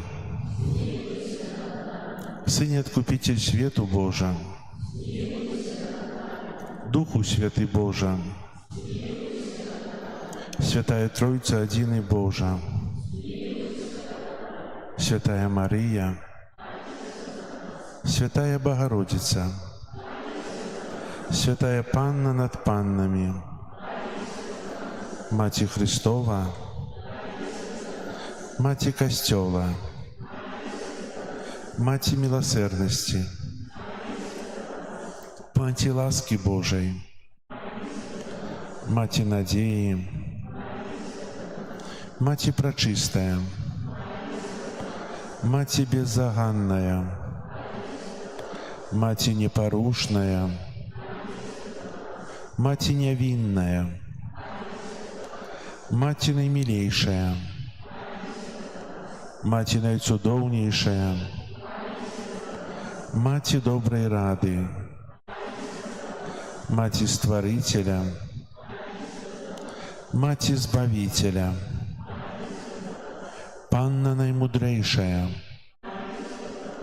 Panna chwały godna, Panna прославленная, Panna могутная, Panna ласкавая, Panna верная, люстра справедливости, столица мудрости, причина нашей радости, святыня духовная, святыня хвалебная, святыня славная побожности, ружа мистичная,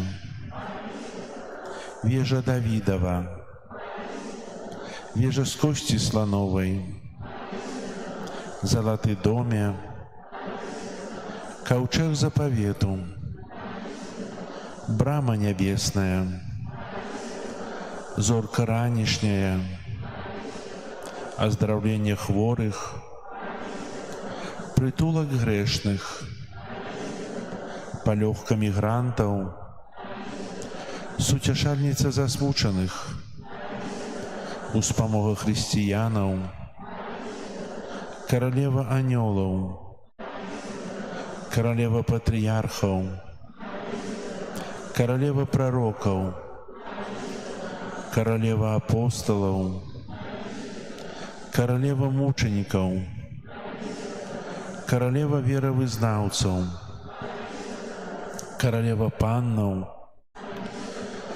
каралева ўсіх святых, каралева без граху першароднага зачатая, каралева ў неба ўзятая, каралева ружанца святога, каралева сем'яў, каралева супакою, каралева Беларусі,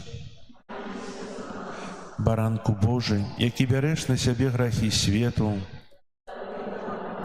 баранку Божы, які бярэш на сябе грахі свету,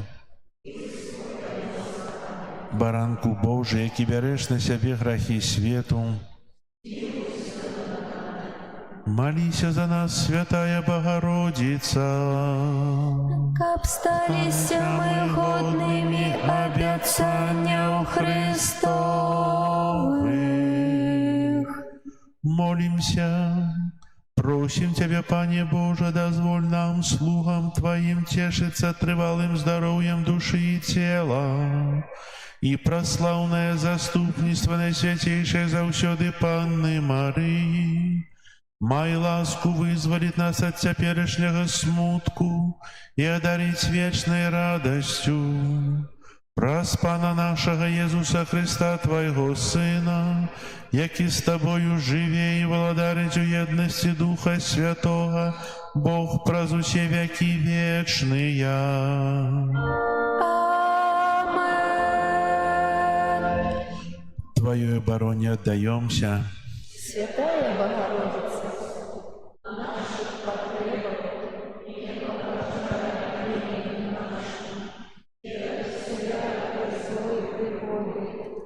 выполняй нас заўсёды, Панна хвалебная и благословленная, о Паня наша, опекунка наша, сучашальница наша, Ты заступница наша, Сыном Своим нас хвали, Сыном Своим нас хвали, Сыном Своим нас хвали.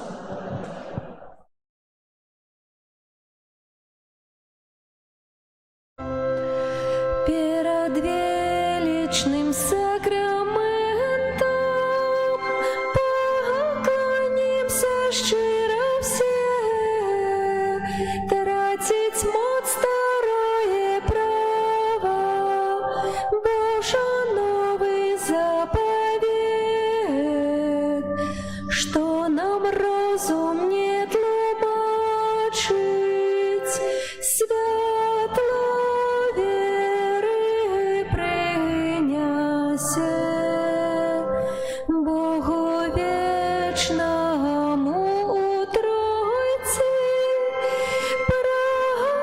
прославление и хвала, и Отцу и Сыну разом, Творцу вечного життя, Духу, что от их походить, до Отца вечного святла. Амен. Молимся. Боже, Ты на святейшем сакраменте покину нам успомин своей муки. Просим Тебе, да поможи нам так ушановывать святые таямницы Твоего тела и крови, каб мы заўсёды адчували у сабе плён Твоего откупления які живеш і володариш з Богом Отцом у єдності Духа Святого, Бог празуще веки вечные. Amen.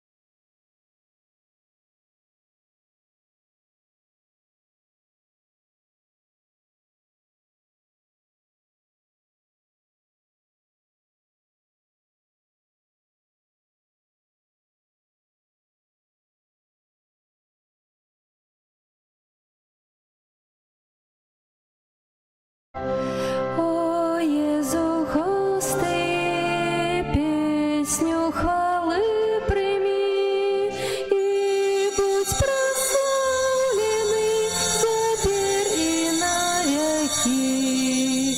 О Єзу, Пане мой, прагну я жить с тобой.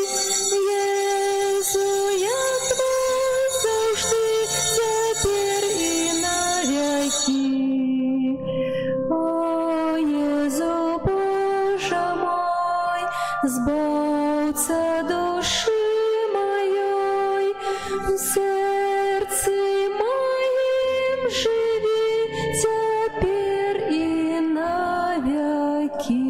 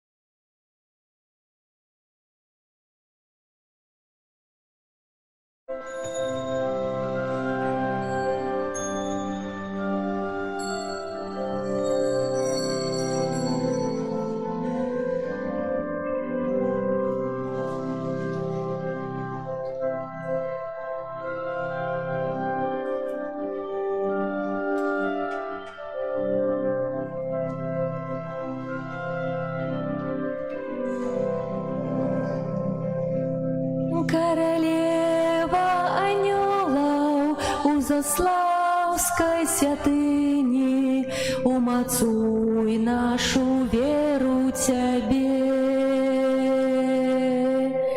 Хай же мужными будем, хай же будем святыми, хай спокой помеж нами живе. Молися за нас, барани и ратуй, матуля найлепшая, ты між матуль. Молися за нас, барани и ратуй, матуля найлепшая, ты між матуль. Ты ведешь нас до Сына на крыжи и у встаєнці, каб сусвіта гарнула любов. Ти Христа попроси, каб пробачив провини, каб ми з ним поєдналися всінов.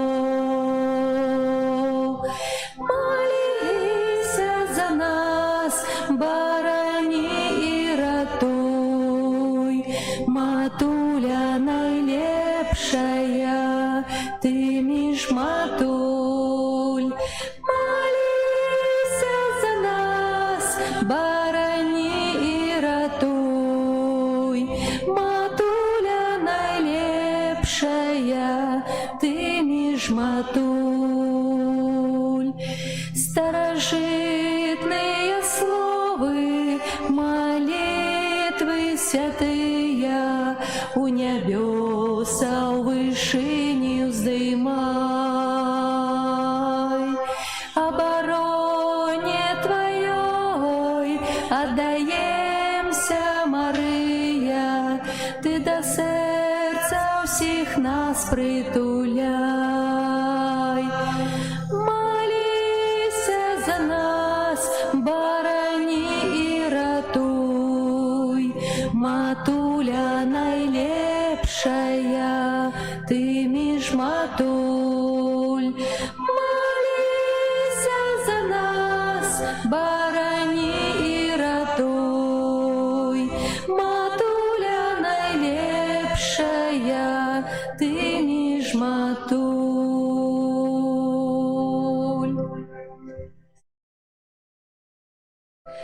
Королева анёлов у Заславской святыни, умацуй нашу веру Тебе.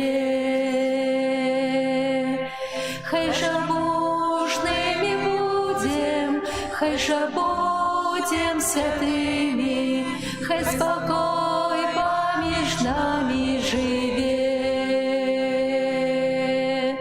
Молися за нас, барані і ратуй, матуля найлепшая, ти між матуль.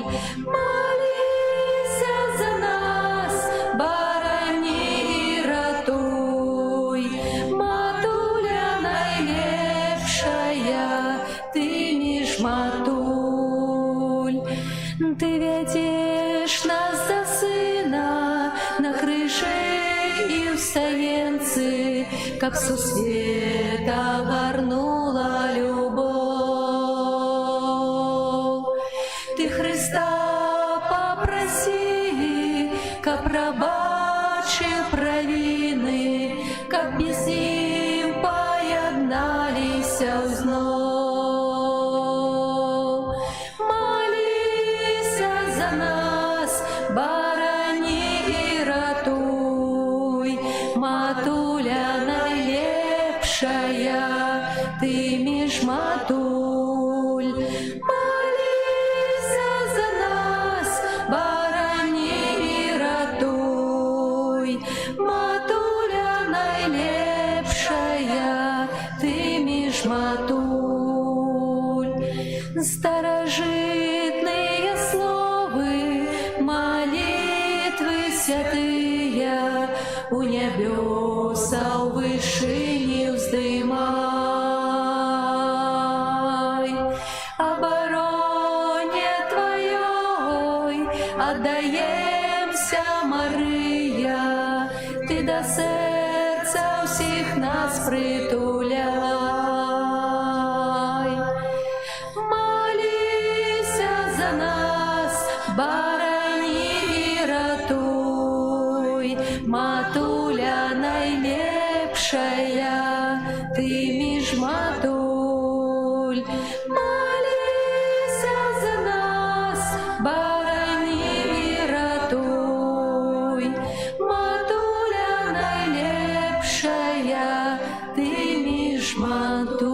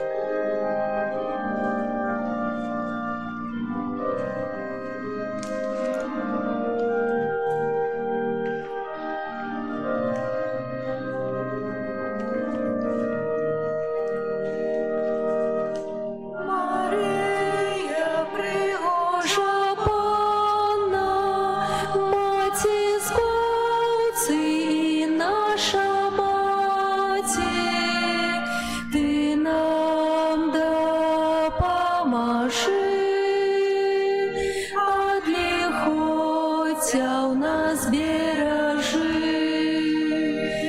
Мария, пригожа Панна, Маті збавці і наша Маті, Ти нам допоможи. От лихоця у нас бережи. Мария, пригожа Панна, Маті збавці і наша Маті, Ти нам допоможи. От лихоця у нас бережи. Мария, пригожа Панна, Маті збавці і наша Маті, Ти нам допоможи. От лихоця у нас бережи.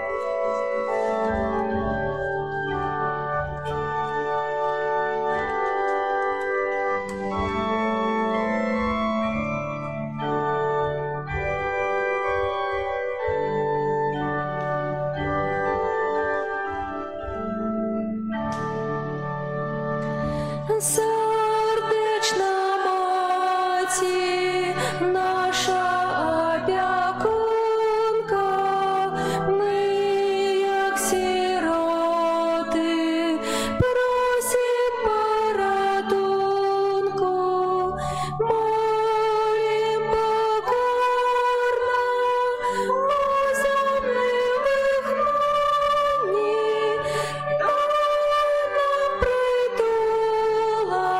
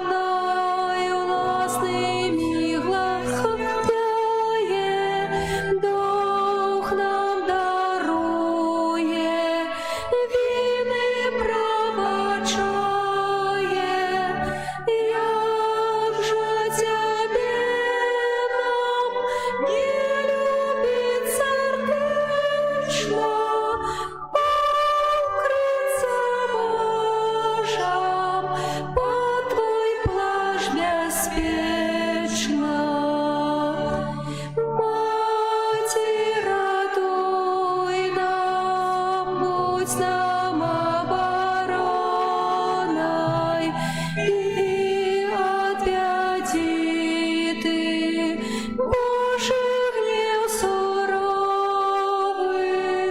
серця згадай же, що м'ячу працюта, часкалі сина, крижава лікати. Зеля покутав і душі зболелай, бо на Голгофі сином ти терпіла, Бог нам дарує, как ми забравили, так не терпели, як терпеть повинны. Гнев справедливый, як Отец зловодить, ты покажи до неба нам дорогу, серця святого, ласку і опіку, будемо зносить з віку і до віку.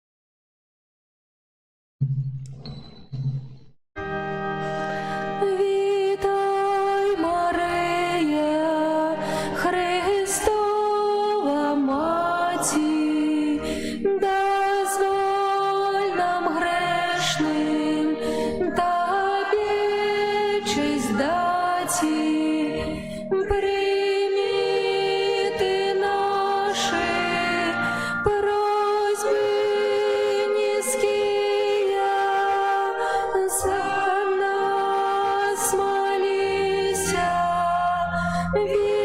Вітай, Мария, ты что кормила свету збавлення, і нам, як маті, дай поживлення, от голоду нас нехай укриє Твоя опека.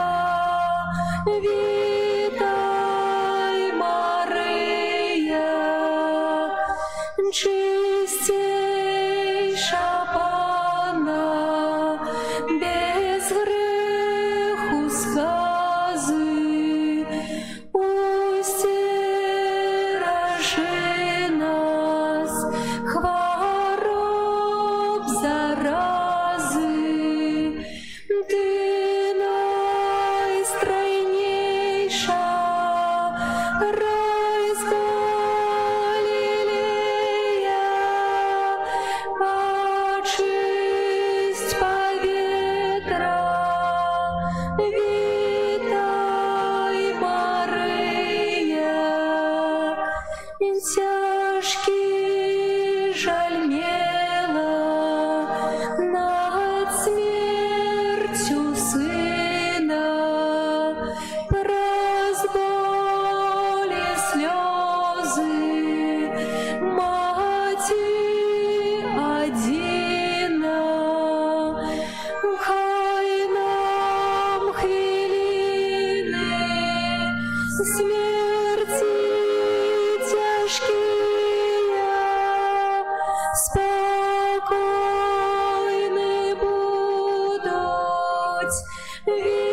Вітай, Марія,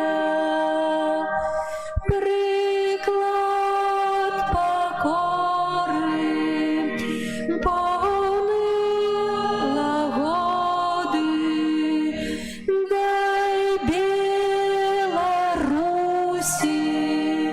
спокой і згоду. Між нас хай згинуть сварки лихія, спим нам спокойно. Вітай, Марія, о найсвятейша, без теню греху, у кожним часе будь нам потехой. Твоя опека нех нас укрые от гневу Бога. Вітай, Марія.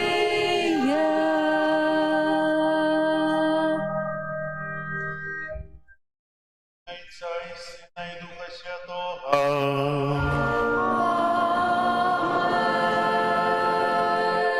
Пан з вами. І з Духом Твоїм.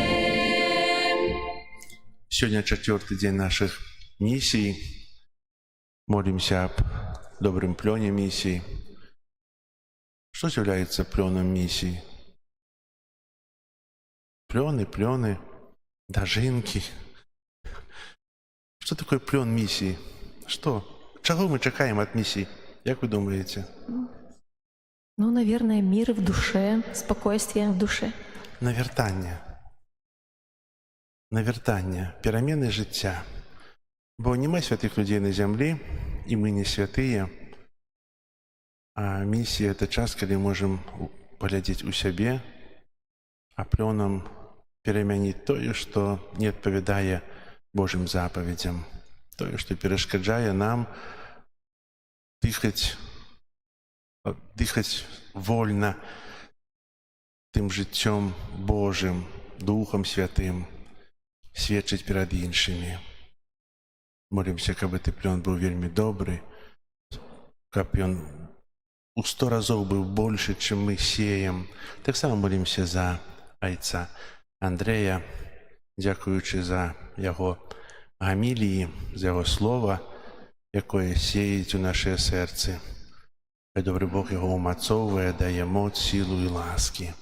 Ахвяру святой імшы складаю інтэнцыі Пану Богу вядомай, каб мы маглі годна скласці эту найсвяцейшую ахвяру, перапросім Бога за нашыя грахі. Спавядаюся Богу усемагутнаму і вам, браты і сёстры, што згрэшыў я вельмі думкаю, словам, учынкам і занядбаннем. Моя вина, моя вельмі вялікая вина.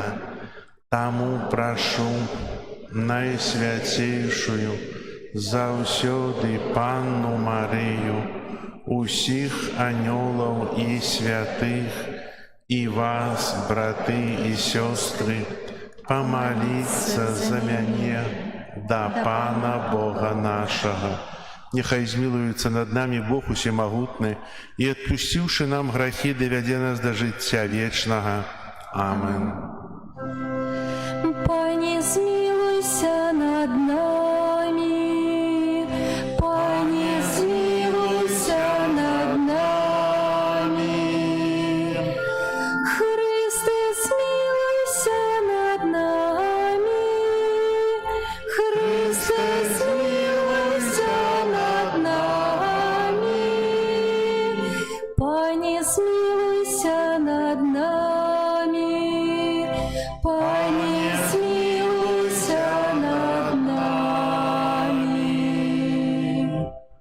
Молимся. Боже, Ты с милосердностью опекуешься Твоим народом и с любовью им володаришь. Про заступництво святого Папы Григория наполни духа мудрости усих, кто керуя Твоим костелом. Каб узрастанию верников у святости радовались и у вечности их духовные пастыри. Прос Пана нашего Иисуса Христа, Твоего Сына, який с Тобою живе и володарить в едности Духа Святого, Бог прозу все веки вечные.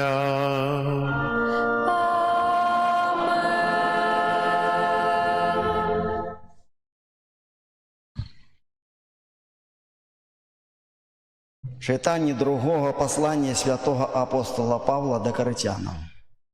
Брати, тому, маючи за милосердности Божией такое служение, мы не губляем отваги.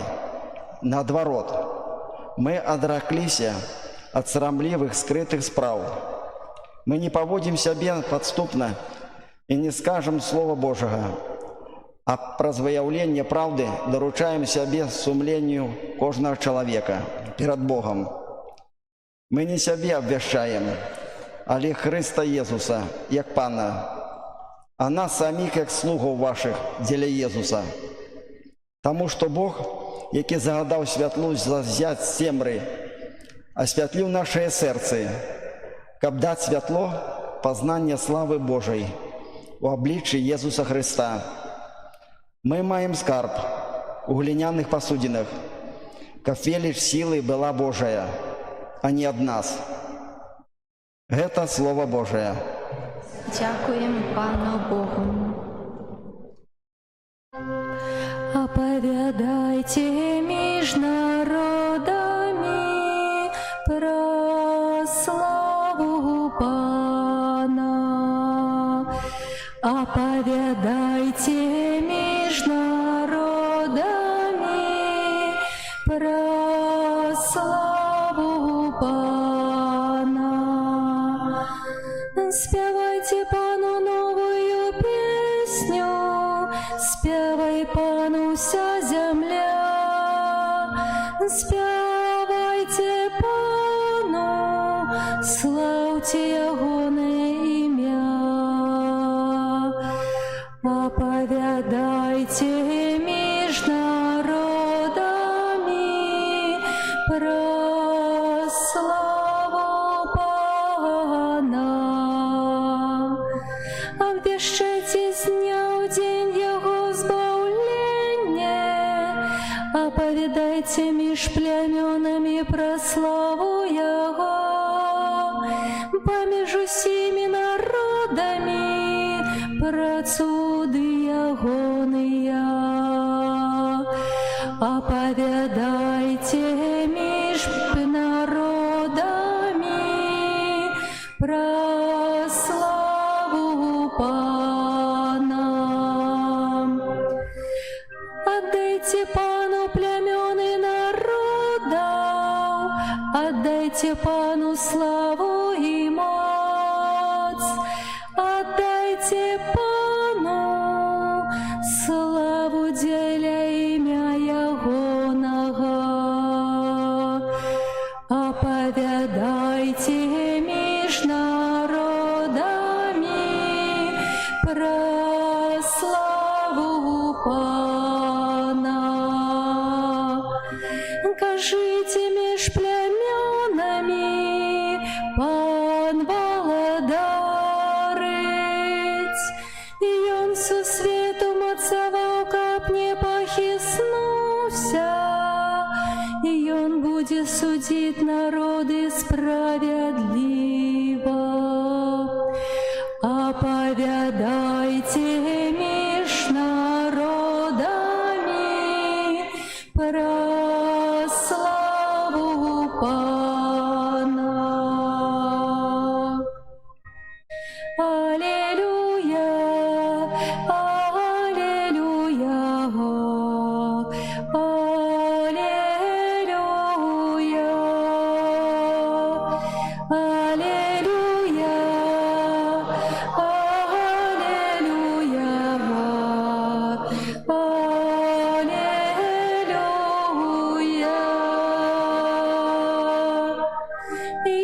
назваўся брамі вас, кажа Пан, бо ўсё, што чудаецца майго, я сказаў вам. Аллилуйя, аллилуйя, аллилуйя.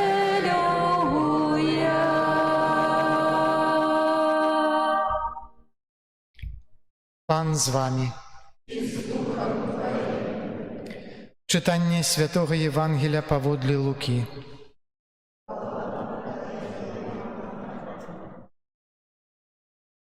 У той час узнялася спрэчка паміж апосталамі, хто з іх павінен лічыцца большым. А Езус адказаў ім: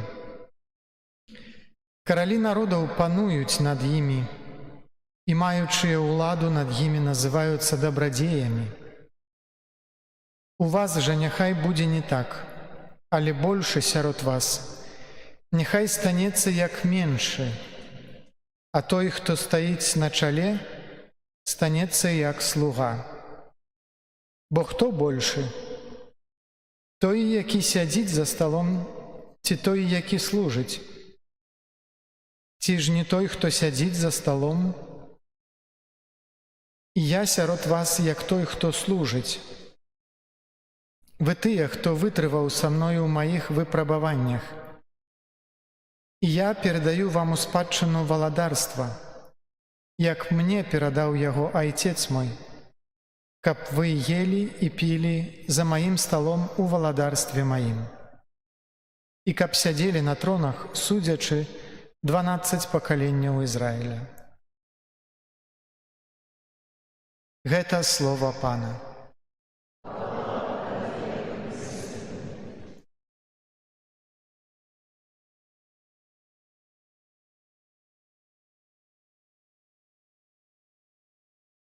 Чацвёрты наш дзень місы. І сённяшні дзень прысвечаны пакаянню.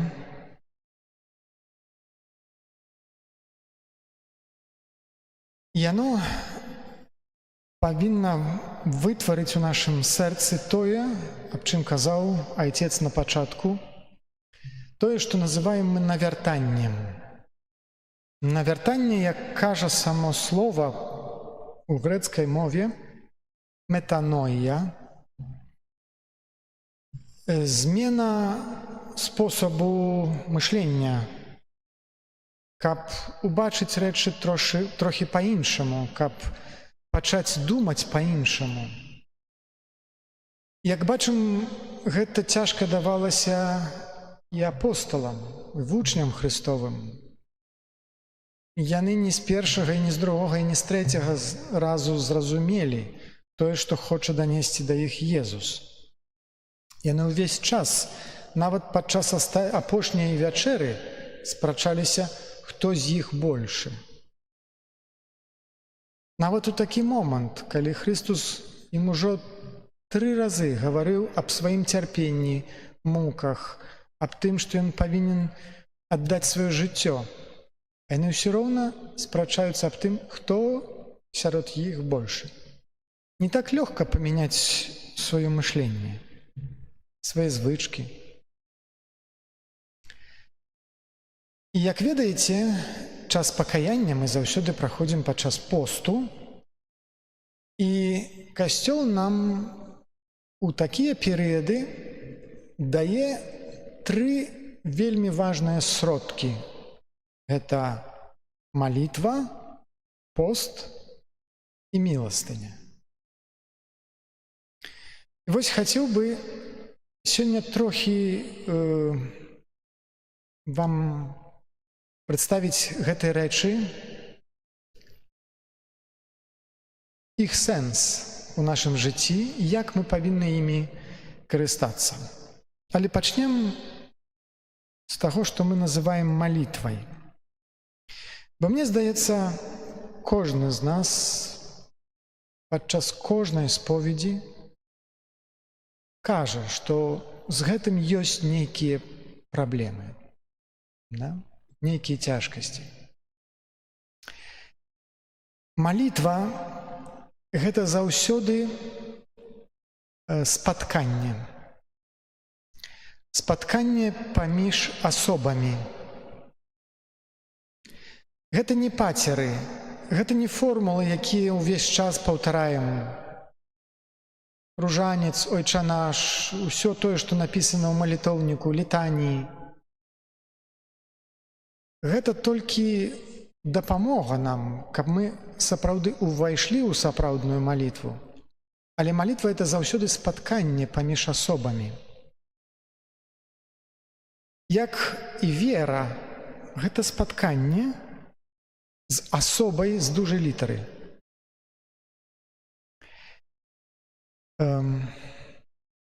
Ёсць розныя спатканні. Але найважнейшае, каб нашае спатканне з Богам не было размовай з самім сабой.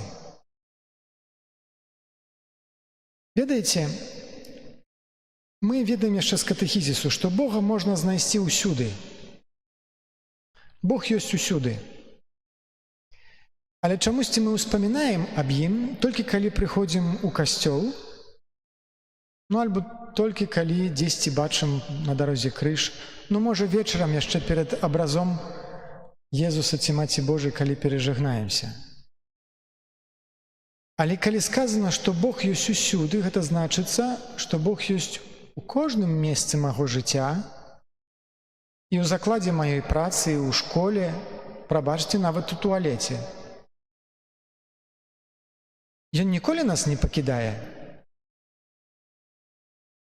І больш таго, нашыя грахі альбо нейкія дрэнныя прызвычаенні, тое, што мы называем завісімасцямі таксама, яны могуць перашкаджаць гэтаму абцаванню нам з Богам, але не знікшталцаюць яго зусім. Мы нават, калі грашым, мы можам абцаваць з нашым Богам, спатыкацца з ім. Больш таго, псальм кажа, што мы можам знайсці Бога нават у пекле. Кажа адзін з псальмоў: «Калі я сыду ў Шеол, нават там ты». І мы кожную нядзелю вызнаем, што сам Христос зышоў у Адхлань, каб выцягнуць адтуль усіх памерлых. Але ёсць адзінае месца, дзе Бога няма, дзе мы з ім не спатыкаемся. Гэта месца нашай ваабразні.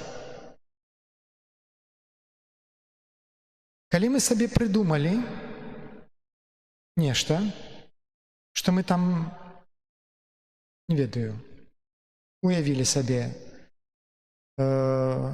нейкае асаблівае жыццё, то там можам з Богам і не спаткацца. Менавіта таму Езус так ругаў гэтых фарызеяў за іх аблуду, таму што яны больш былі у нейкім нерэальным сваім жыцці, якое сабе прыдумалі, ніж у сапраўдным жыцці, ніж спатыкаліся з сапраўдным Богам. Таму наша малітва, яна павінна быць пераадоленнем гэтага гэтай турмы, якою з'яўляецца наше сазнанне. І сапраўды чалавек часта з'яўляецца турмой для самога сябе. Мы там дзесьці круцімся вакол сваіх пачуццяў, сваіх думак, сваіх нейкіх праблемаў. І гэта сапраўднае мучэнне для нас. Мучэнне тады, калі не адбываецца гэтага спаткання з Богам. Таму першае, што нам патрэбна на малітве, гэта зразумець, што Бог ёсць прысутны тут і цяпер. Вось так, як мы бачым адзін аднаго, так падчас маёй малітвы Бог ёсць перада мною, вакол мяне. Ён уважліва сядзіць і гатовы слухаць усё, што я яму скажу. Другая рэч, як даверыцца гэтаму Богу, калі столькі невыслуханых малітваў і просьбаў. І ў нас ёсць гэтае пытанне, чаму Бог не чуе маіх малітваў? Альбо чаму іх не спаўняе так, як я хачу? Бо, ведаеце, часам неспаўненне просьбы – гэта найлепшае, што Бог можа зрабіць для мяне. Мы часам нават самі не ведаем, чаго просім і хочам.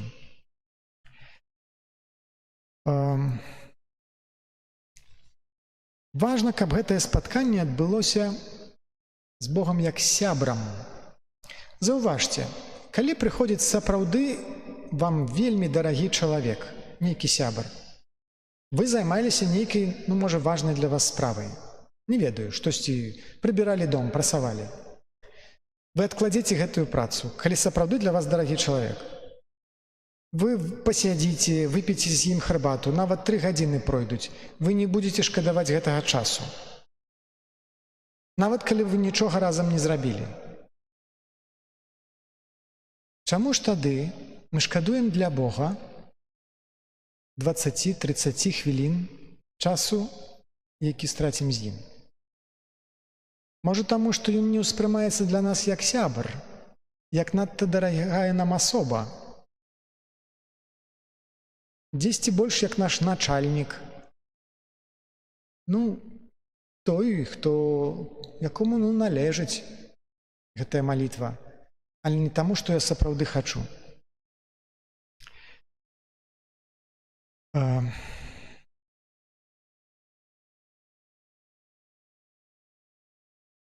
У малітве таксама трэба зразумець, як у той прыпавесці аб сябру, які прыйшоў да кагосьці ноччу, і той не меў хлеба. І тады ён пайшоў да іншага свайго сябра, а той уже палажыўся са сваімі дзецьмі на ложку і кажа: не магу ўстаць, бо я ўжо сплю. І сапраўды кажу вам, калі ён па неадступнасці не дасць яму хлеб, не дасць яму праз тое, што ён сябра, ён па неадступнасці дасць хлеб. Дык вось, заўважце, што там рэч ідзе аб 3 сябрах. І гэта кажа нам аб тым, што ёсць у нас нейкія дарагія нам асобы, родныя, блізкія, усе тыя, за каго мы молімся. Гэта нашыя сябры. І мы не маем што ім даць. І таму мы прыходзім да іншага нашага сябра, якім з'яўляецца Бог, каб яго папрасіць. І нават калі Бог не выслухоўвае нашай просьбы, як нам здаецца, а кажа: не турбуй мяне, я ўжо лёг спаць, мне ўжо не да цябе. Маліцеся. Усё роўна прасіце, кажа Пан, бо па неадступнасці вашай дасць. І калі нават бацька дае ўсё добрае свайму дзіцяці, тым больш Бог дасць добрае сваім дзецям. Такой давер патрэбна нам мець да Бога. І валадарства нябеснае трэба прыняць як дзіця. Сёння таксама Хрыстос вуча сваіх вучняў аб гэтым. Калі прыйшлі памаліцца да Бога фарысей і мытар, фарысей не моліцца як дзіця. Чаму? Сярод першых слоў, якія дзіця прамаўляе, не толькі ёсць словы тата, мама. Адно з першых слоў, якое кажа дзіця, это слово дай.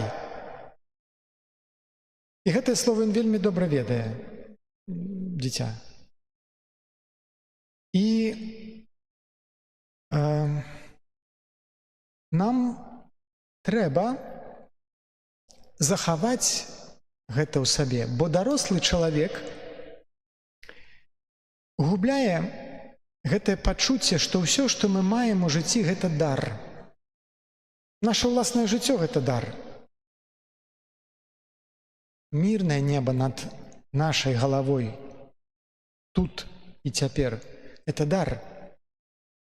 Тое, што мы можам прыйсці ў касцёл свабодна і маліцца – это дар. Усё, што мы маем – гэта дар і ласка ад Бога. А дарослы чалавек часцей за ўсё разумее, што ўсё чагосьці каштуе. Таму, калі ты прыходзіш папрасіць, ну, альбо гэта трэба зарабіць, альбо гэта трэба пазычыць, а пазней прыйдзецца за гэта, ну, аддаць яшчэ, можа, і з працэнтам. Такое ў нас прызвычаенне. А нам трэба не згубіць тое, што мае дзіця, што ўсё, што мы маем, гэта дар, дар ад Бога. І таму фарысей так сапраўды не дзякаваў Богу. Заўважце, што ягоная малітва нібы пачынаецца: «Дзякуй табе, Пане Божа, што я не такі, як іншыя людзі. Я раблю тое. Ён моліцца самому сабе, не Богу. А той мытар, які прыйшоў, біў сябе ў грудзь і казаў: «Божа, я не варты нават падняць да цябе вачэй сваіх. Але тое, што я прыходжу да цябе, я ведаю, што ад цябе атрымаю ўсякае прабачэнне, усякую ласку, усякую помач». І Бог кажа: гэты пайшоў дадому апраўданы, не той.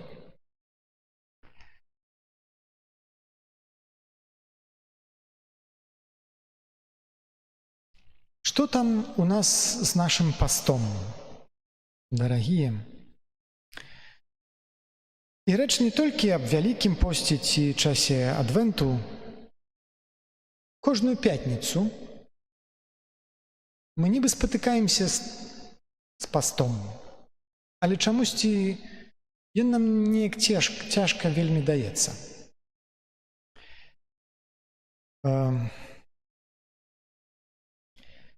Ведаеце,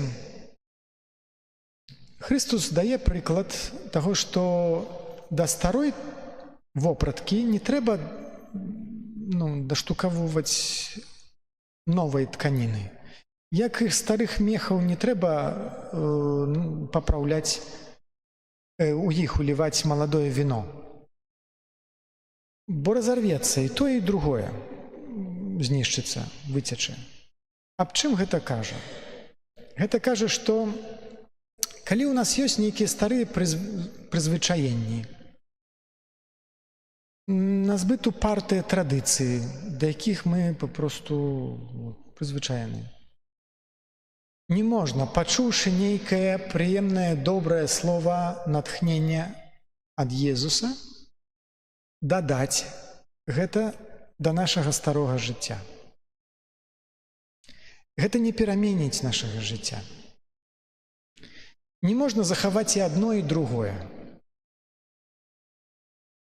Калі Езус прыходзіць са сваім словам, ён хоча нас упоўні перамяніць, каб мы пачалі думаць па-новаму. Вучань Хрыста – гэта той, які дае сябе у поўнасці перамяніць Езусу, не якуюсьці частачку сябе, а хоча ўпусціць Езуса ў сваё сэрца цалкам, каб ён змяніў мяне так, як яму падабаецца. Той, хто з Хрыстусам, то ёсць новае стварэнне. Чым з'яўляецца пост у свеце, у якім мы жывём?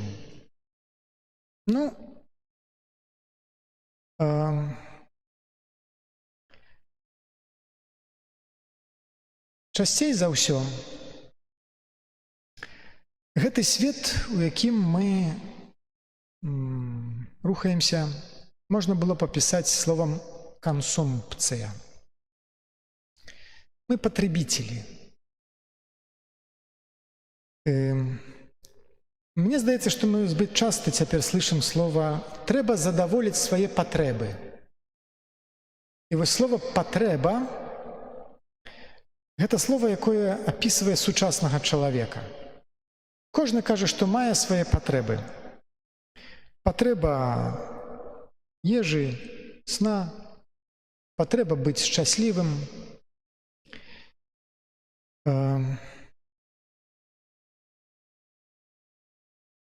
Мы маем права на сакраменты, маем такую патрэбу прыняць Езуса ў Найсвеншым сакраменце. І вельмі важна, каб мы яго прымалі не як гамбургеры,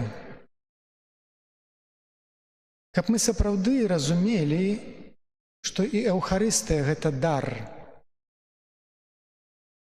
Гэта не абавязак Бога нам даць гэтую ласку.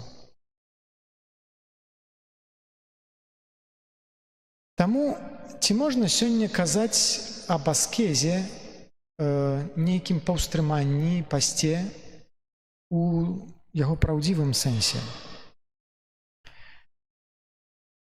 Таму што ў сучасным свеце ёсць нейкі культ цела, якое павінна быць задаволена ва ўсіх сваіх прагненнях. А пост – гэта не дыета. Ён мае сваё духоўнае значэнне.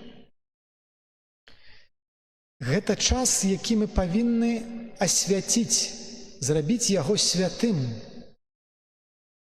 Таму і пятніца, кожная пятніца, яна павінна для нас стаць часам святым.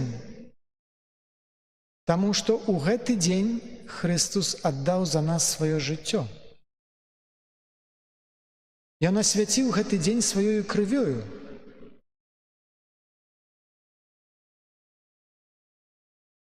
І гэты час нейкай пакуты, ён павінен мяне прывесці да зразумення, што я слабы. Я патрабую ласкі, так як гэтыя дзіцяці, зноў просіць Айца Нябеснага: дай. І нават, заўважце, часам мы сябе апраўдваем тое, што мы працуем у нядзелю. Вядома, цяпер такі ўклад працы, што нашы работадацелі патрабуюць ад нас працаваць і ў нядзелю. Але чаму гэты час апять святы? Нават калі Хрыстус рабіў штосьці ў нядзелю, аздараўляў хворых, абараняў тых, хто штосьці, як вучні, у нядзелю сцёрлі гэтыя зерні і з'елі. Чаму ён так робіць? Ён хоча паказаць, што нам даны гэты святы дзень, каб мы звярнулі ўвагу на Бога. Бог увесь час працуе, у тым сэнсе, што робіць нам дабро. І нам трэба звярнуць увагу на таго, хто мне гэтае дабро дае. Калі уважліва звяртаю на яго ўвагу, я выпаўняю нагад гэтага шабату, гэтай нядзелі. Я ўдзячны Богу. Удзячны Богу, што ўсё, што я маю ад яго, гэта ласка.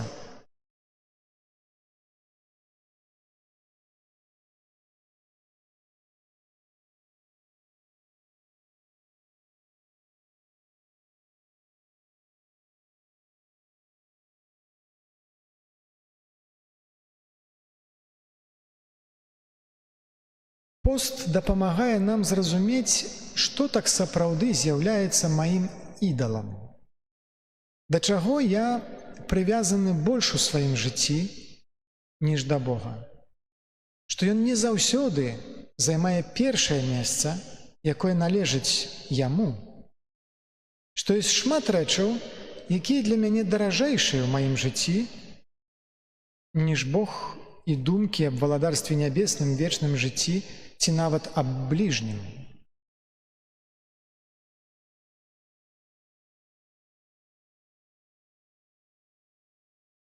Богу належыць хвала.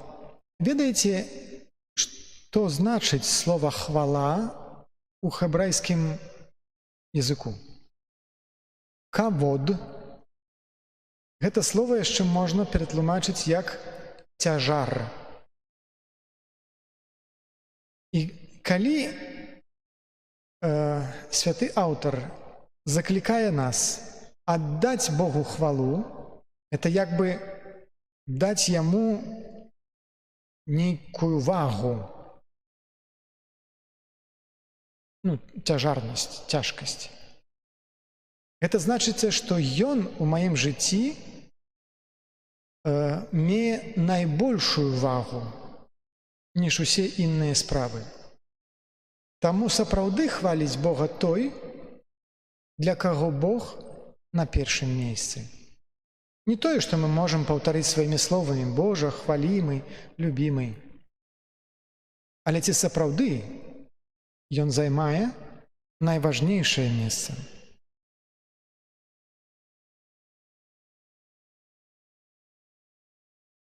І міластыня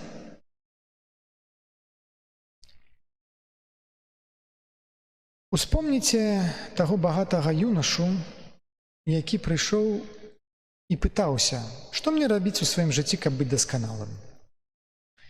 Хрыстус палюбіў гэтага чалавека, бо бачыў у ім сапраўднае прагненне быць лепшым, стаць сапраўды дасканалым. Ён кажа: «Усё, што маеш, прадай і раздай бедным, і ідзі за мною». І ён здаўся. Тут ужо не мог нічога зрабіць, бо, можа, яшчэ не быў гатовы. Можа, яшчэ не быў гатовы папрашчацца з той формай жыцця, якую меў, і можа, меў некую прывязанасць не толькі да камфорту, але ўвогуле да грошаў. Калі ўспомніў іншага чалавека, мытара, Захея, яго Хрыстус нават нічога не прасіў, каб ён камусьці штосьці раздаваў. Але калі гэты чалавек не надта упэўнены ў сабе, нягледзячы на тое, што быў начальнікам усіх мытнікаў і чалавекам вельмі багатым, ён так быў крануты тым, што Хрыстус захацеў прыйсці да яго ў дом, гэта яго так узрушыла, што Хрыстус не пагардзіў ягонай прысутнасцю, ягоным сяброўствам, што ён сам сказаў: «Я палову ўсяго, што імею, раздам бедным, а калі каго пакрыўдзіў, учацвёра аддам». Гэта і ёсць метаноія, змена мышлення. Мышлення агере, мець, на мышлення эссере, быць. Ужо не важна, што я маю, важна, кім я ёсць перад Богом і перад людзьмі. Калі айцы касцёла гавораць аб міластыні, яны выкарыстоўваюць слова «дебітум» – «доўг». Гэта не наша ласка, гэта наш абавязак. Дзяліцца тым, што мы маем, з тымі, хто не мае. Так жа ў першы касцёл. Кожны прадаваў свой маёнтак, прыносіў апосталам, апосталы раздавалі ўсім, каб усім хапала. Вядома, цяпер ніхто так не робіць, аж так не робіць. Але сэнс застаецца той сам. Мы павінны падтрымліваць адзін аднаго. Гэта наш абавязак. Так як Бог міласэрны да нас, так і мы павінны вучыцца гэтай міласэрнасці. І таму Хрыстус ставіць нам у прыклад гэтую бедную жанчыну, ўдаву, якая пусціла гэту найменшую манетку ў скарбонку. Каб ужо ніводзін бедны не казаў, што я нічога не маю, чым падзяліцца з іншым, што даць. Бо яна дала прыклад, што можна даць усё, што маеш, што это значыць сябе іншым. Яна мела права наадварот карыстацца з гэтай скарбонкі, бо гэты філактэрый, які быў у двары жанчын, куды апускалі грошы для таго, каб раздаваць бедным і вдовам, яна магла карыстацца з гэтага, але яна пастанавіла аддаць Богу ўсё тое, што мела, бо хацела праз гэта выказаць свой Богу давер. І я ўпэўнены, што Христус не заставіў яе без нічога, а даўшы яе ў прыклад, таксама знайшоў спосаб ёй дапамагчы. Таму міластыня у лацінскім слове тое самае, што міласэрнасць, мізерикорды. Сэрца, як бы міласердзе беднаму сэрцу. Так адносіцца да нас Бог. Сэрцу, якое няшчаснае, якому цяжка.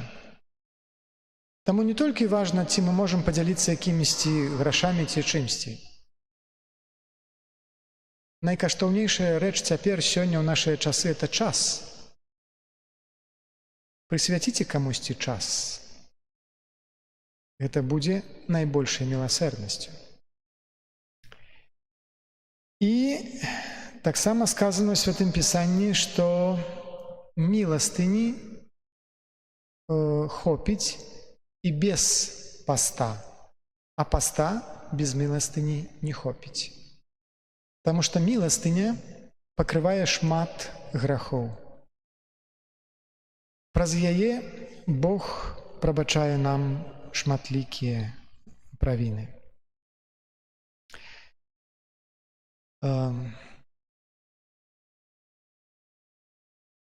Застаўлю вам 6 практычных рэчаў, якія раю вам прымяняць у вашым жыцці. Пастарайцеся іх запомніць, яны вам, думаю, будуць карысныя. Першае – гэта будьце сабе сябрам, а не крытыкам.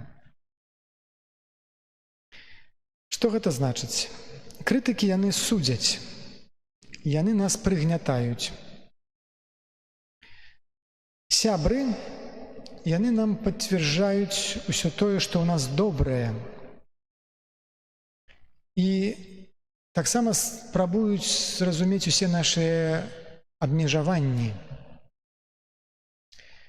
Паклапаціцеся, яны спрабуюць паклапоціцеся аб тым, каб усё, што мы патрабуем у рамках закона, было задаволена. Так паступае сябр. Будьце сабе сябрам, а не тым, хто сябе толькі крытыкуе, чым папросту будзеце сябе толькі прыгнятаць. Заданне. Зрабіце сабе сёння перад сном спіс усіх рысаў, якія вам у сабе падабаюцца. Вельмі цяжка. Вельмі лёгка напісаць тое, што мне ў сабе не падабаецца. Але вы напішыце тое, што вам у сабе падабаецца. Зрабіце таксама спіс тых рэчаў, якія вас абмяжоўваюць. У чым вы агранічаны, абмежаваныя? Якія бы хацелі зразумець, што далей, ніж гэта, больш, ніж гэта, я ніяк не магу зрабіць. І таксама зрабіце сабе спіс сваіх патрэбаў. Ці дастаткова я сплю, ем, адпачываю? Ці маю час на цішыню, на малітву? Гэта мая патрэба. Час на Бога. Другая парада.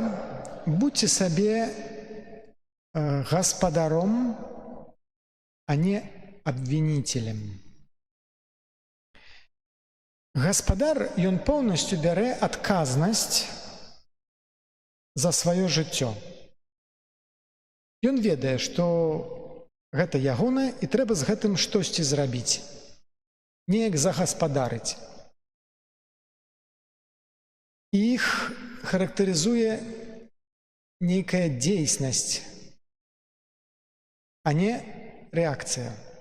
Бо абвінителя характарызуе якраз рэакцыя.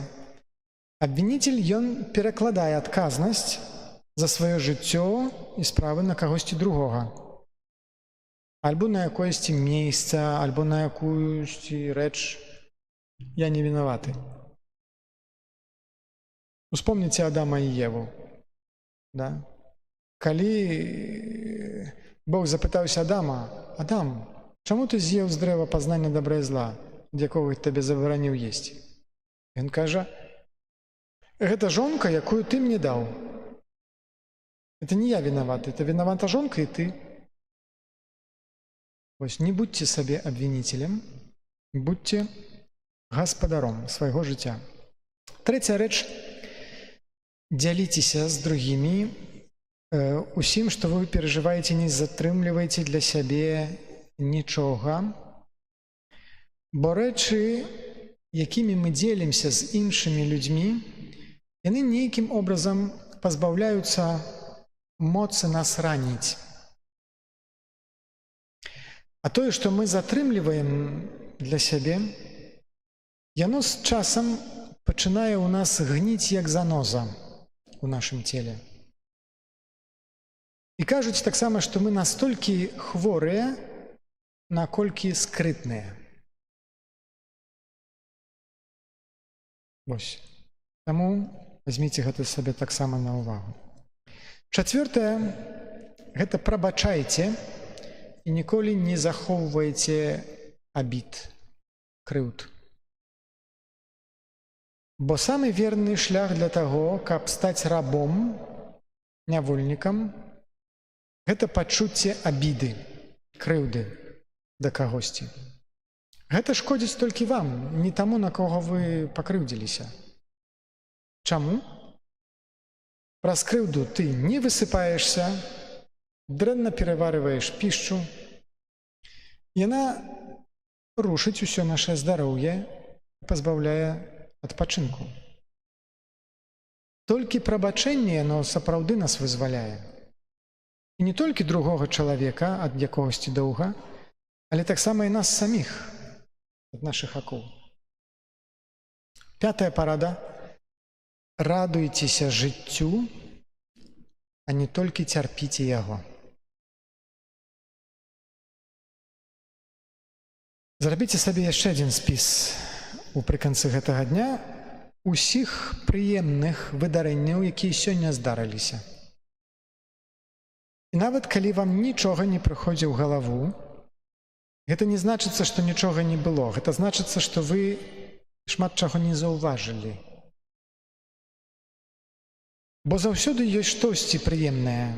Нейкая прырода, нейкія гукі, можа, нейкі вкус, смак, нейкая музыка, якую пачулі, чалавек, якога спаткалі, можа, смех дзіцяці. Ёсць прыемныя рэчы. Заўважайце іх. Мяркую, што Бог вельмі здзіўляецца, чаму мы не радуемся тым усім таму дабру, якое Ён нам спасылае кожны дзень. І шостае. Памясціце малітву у цэнтральнае месца вашага жыцця. Бог заўсёды з намі, у кожным моманце і месцы нашага жыцця, як я ўжо сказаў, і нам заўсёды дапамагае. І цяжэй за ўсё перажываць гэтае жыццё, калі ты сам адзін. Але калі ва ўсё, што робім у нашым жыцці, будзе уплецена наша малітва, тады мы ўжо не будзем увесь час паўтараць толькі я, Я так прытаміўся, я так напрацаваўся, я такі найлепшы, толькі я гэта разумею. А будзем казаць мы. Мы гэта перамаглі. Нам з Богам гэта удасца пераадолець. Мы з Богам прыйдзем у валадарства нябеснае. Малітва прыносіць у нашае жыццё супакой, моц і прысутнасць Бога. Аб гэтых парадах ніколі не забывайце. Аман.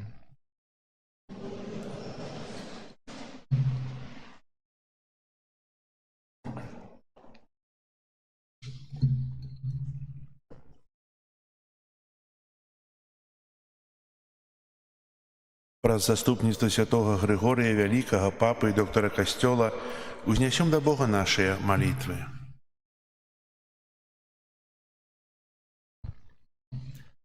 Молимся за святы Касцёл, каб ён мог свабодна абвяшчаць усім народам радасную навіну аб збаўленні. Цябе просім. Молимся за ўсіх ахрышчаных, каб сваім хрысціянскім жыццём яны сведчылі аб справядлівасці і любові ў свеце. Цябе просім. Молимся за людзей, якія перажываюць жыццёвыя цяжкасці, каб яны шукалі суцяшэння ў Божым Слове. Цябе просім. Молимся за хворых і терпячых, каб Марыя была для іх надзеяй і суцяшэннем. Цябе просім. Молимся за нас, тут сабраных, каб мы чэрпалі сапраўдную і дзейсную любоў з глыбокага перажывання ахвяры святой імшы. Цябе просім. Молимся ў інтэнцыях, з якімі мы прыйшлі на гэтую святую імшу. Цябе просім. Молимся за ўсіх аферадаўцаў, за ўсіх дабрадзеяў нашай парафіі. Цябе просім. Молимся об супокоі ў свеце, заканчэнні войнаў. Цябе просім. Молимся за вязняў. Цябе просім. Так само молимся об добрым плёне наших парафіяльных місій. Цябе просім. Выслухай нас, Пане. Боже, выслухай малітвы Твайго народа і праз заслугі святого Григорія Вялікага туляй нас заўсёды сваёй апекай. Праз Христа Пана нашага. Амин. Пред Паном нашим станьмо на колени, честь наивысшую дая молю твердный, моцеях веры, сбочая крыжовой, и Он сам приходит у своей любови. На грех и слабость племени Адама Бог милосердный святостью споглянул простаяницу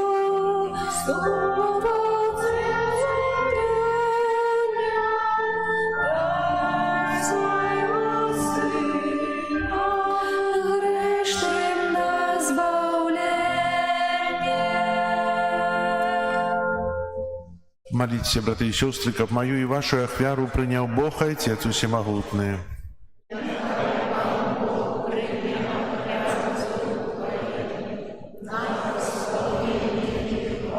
Имя своего, от самого Христа и всему Христу святому. Добрий Боже, отдаючи пошану святому папу Григорію, ми приносим дари на ахвяру, якою ти знищив грехи світу. Глянь ласкаво на нас, і учини, аби эта ахвяра принесла нам збавлення. Праз Христа Пана нашого.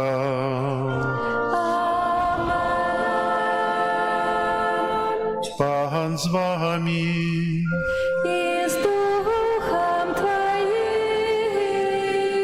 Угору серце, Возносим их до Пана. подякуєм Пану Богу нашому.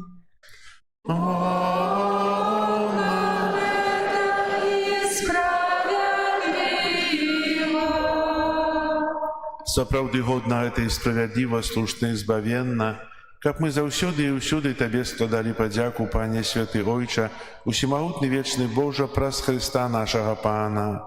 Мы з радасцю аддаём пашану святому Григорію, якого Ты даў, як адданага пастара для Твайго народа.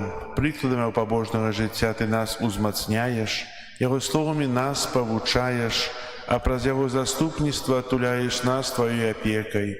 Таму з анёламі, з усімі святымі мы праслаўляем Цябе, разам з імі усклікаючы.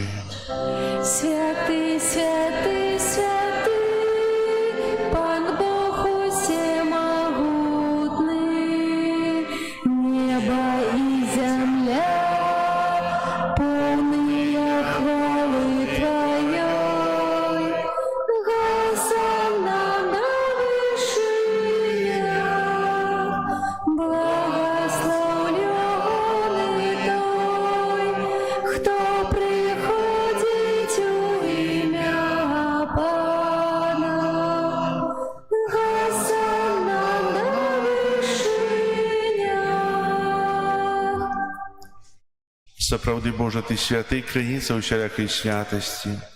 Таму просім Цябе, асвяці гэтыя дары расою Духа Твайго, каб яны сталіся для нас целам і крывёю нашага Пана Езуса Хрыста.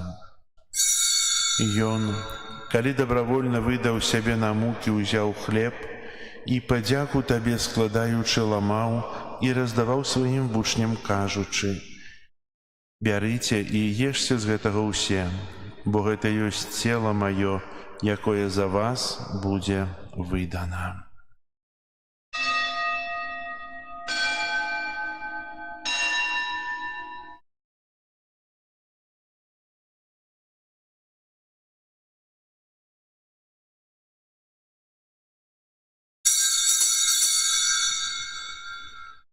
Падобным чынам па вячэры ўзяў келіх, зноў тая падзяку складаючы, падаў сваім вучням, кажучы: «Бярыце і піце з яго ўсе, бо гэта ёсць келіх крыві маёй, новага і вечнага запавету, якая за вас і за многіх будзе праліта дзеля адпушчэння грахоў.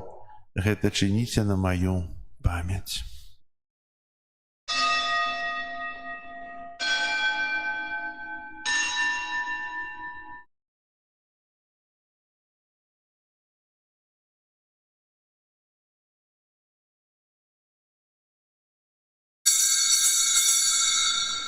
Гэта вялікая таямніца веры.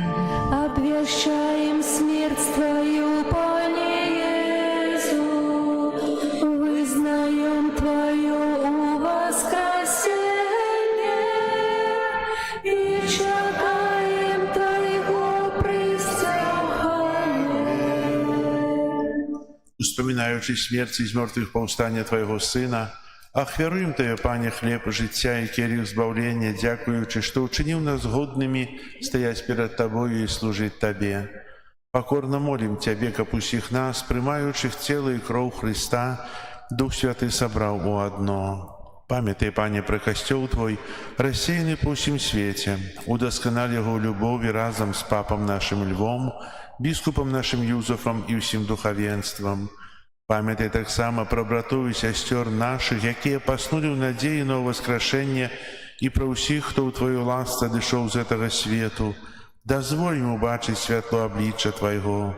Просім Цябе, змілуйся над усімі намі, каб мы заслужылі ўдзел у жыцці вечным у еднасці з Найсвяцейшай Багародзіцай Паннай Марыяй, са святымі апосталамі і ўсімі святымі, якія спрадвеку падабаліся Табе, каб з імі і мы хвалілі і праслаўлялі Цябе праз Сына Твайго Езуса Хрыста. Праз Хрыста, з Хрыстом і ў Хрысце, Табе, Боже, Ойче всемагутны ў еднасці Духа Святога, уся пашана і хвала праз усе векі вечныя. Амен. Молімся да Айца Нябеснага, як нас навучыў Езус Христос. Отче наш, который есть у небе, святися имя Твое, приди владарство Твое, будь воля Твоя, як у небе, так и на земле. Хлеба нашего штоденного дай нам сегодня, и отпусти нам провины наши, яки мы отпускаем виноватым нашим, и не вводь нас в спокусу, але избавь нас от злого. Просім Ця, Пане, збав нас ад усяго злога, дай ласкава супакою дні нашыя, дапамажы нам у міласэрнасці Тваёй, каб мы былі заўсёды вольныя ад граху і захаваныя ад усялякага неспакою, чакалі спаўнення шчаслівай надзеі і прыйсця збаўцы нашага Езуса Христа. И моц, и хвала навеки. Пане Єзу Христе, Ти сказав апостолам Твоїм: «Супокой покидаю вам, супокой мой даю вам». Просим, не зважай на грахи наши, але на веру Костела Твоего, и будь ласкавый згодно с Твоей волей одарить его супокоем и едностью, які живеш і владариш на веки вечные. Супокой Пана, нехай заўсёды буде з вами. И с Духом Твоим. Передайте ближнему знак супокою. Спокою сим нам, Боже, спокою сим нам.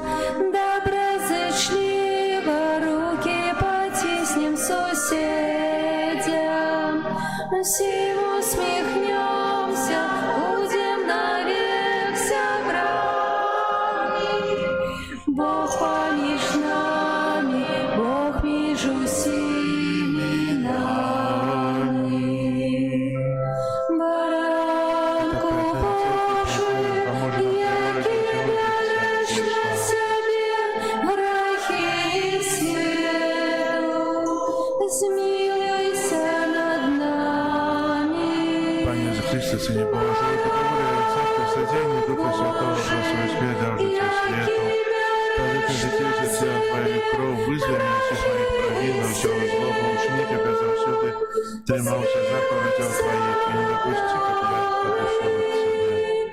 Баранку Божий, яки береш на себе грехи і свету, одари нас супокоєм. Вось баранок Божий, вось той, хто бере на себе грехи свету, благословленные, покликанные на вечеру ягоную. Пане, я не варты, как Ты увайшов до меня, але скажи только слово, и будь оздоровлена душа моя. По Твоей приходим зверы, по Твоей приходим зверы, щирым сердцем полны веры, щирым сердцем полны веры, бо под видом скрытых хлебов, бо под видом скрытых хлебов, Ты есть Бог правдивый из неба, Ты есть Бог правдивый из неба. Стався Ты для нас поживой, стався Ты для нас поживой.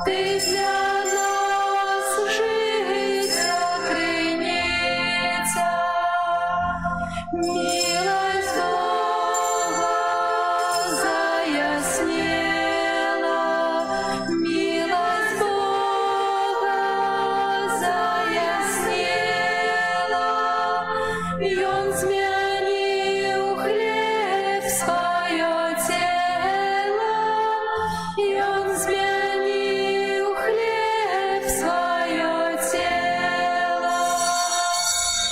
На покину споживати, нам покину споживати,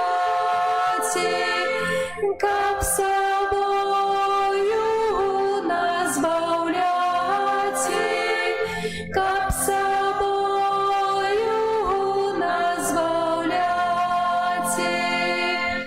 Несмяротный, моцный Боже, несмяротный, моцный Боже, зразумець Тебе, хто може, зразумець Тебе, хто може. Богоньом Ты спрадвеку, Богоньом Ты спрадвеку, так не дал як чоловіку, так не дал як чоловіку. Приступать до Бога смело, приступать до Бога смело и приймать Христово тело, и приймать Христово тело.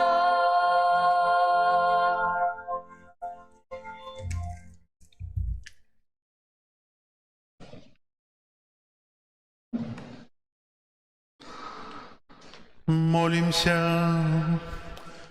Пане Єзу Христа, Ти сапраўдны хлеб жыцця і наш боскі настаўнік.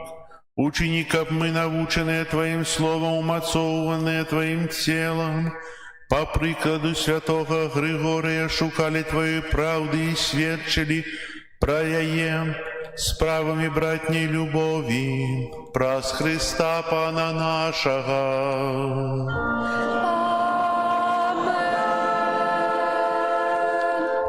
Сегодня 4-й день наших миссий. Завтра, 4 вересня, будзе святая імша вечером о 19 гадзіне. Папярэдзіць яе выставленне свяцейшага сакрамента, 18 гадзіне ружанец. И завтра будет день, присвяченный шлюбу, проставление Божьего життя, любовь Святой Троицы, любовь сям'і. Так само у час святой імшы адбудзецца аднаўленне шлюбных абяцанняў. Дякую вам за вашу присутнасць, за вашу молитву. Хто вытрывае до конца, той будзе збаўлены. Цудоўныя словы. Хай добры Бог усім нам благословляе у гэтых місіях, каб мы адчулі той плён, які будзем перажываць у нядзелю на заканчэнне місій, просячы аб адпуст, прабачэння часцовых кар. Дзякую за супольную молитву. Прыміце Божае благословленне. Пан з вами. И с Духом Твоим. Нехай вас благословить Бог усемогутный, Отец и Сын и Дух Святый. Идите в спокое Христа. Дякуєм Богу, дякуєм Тобі, Боже наш, бо Ти єсть добрий. Дякуєм Тобі, Пане, Алілуя. Дякуєм Тобі,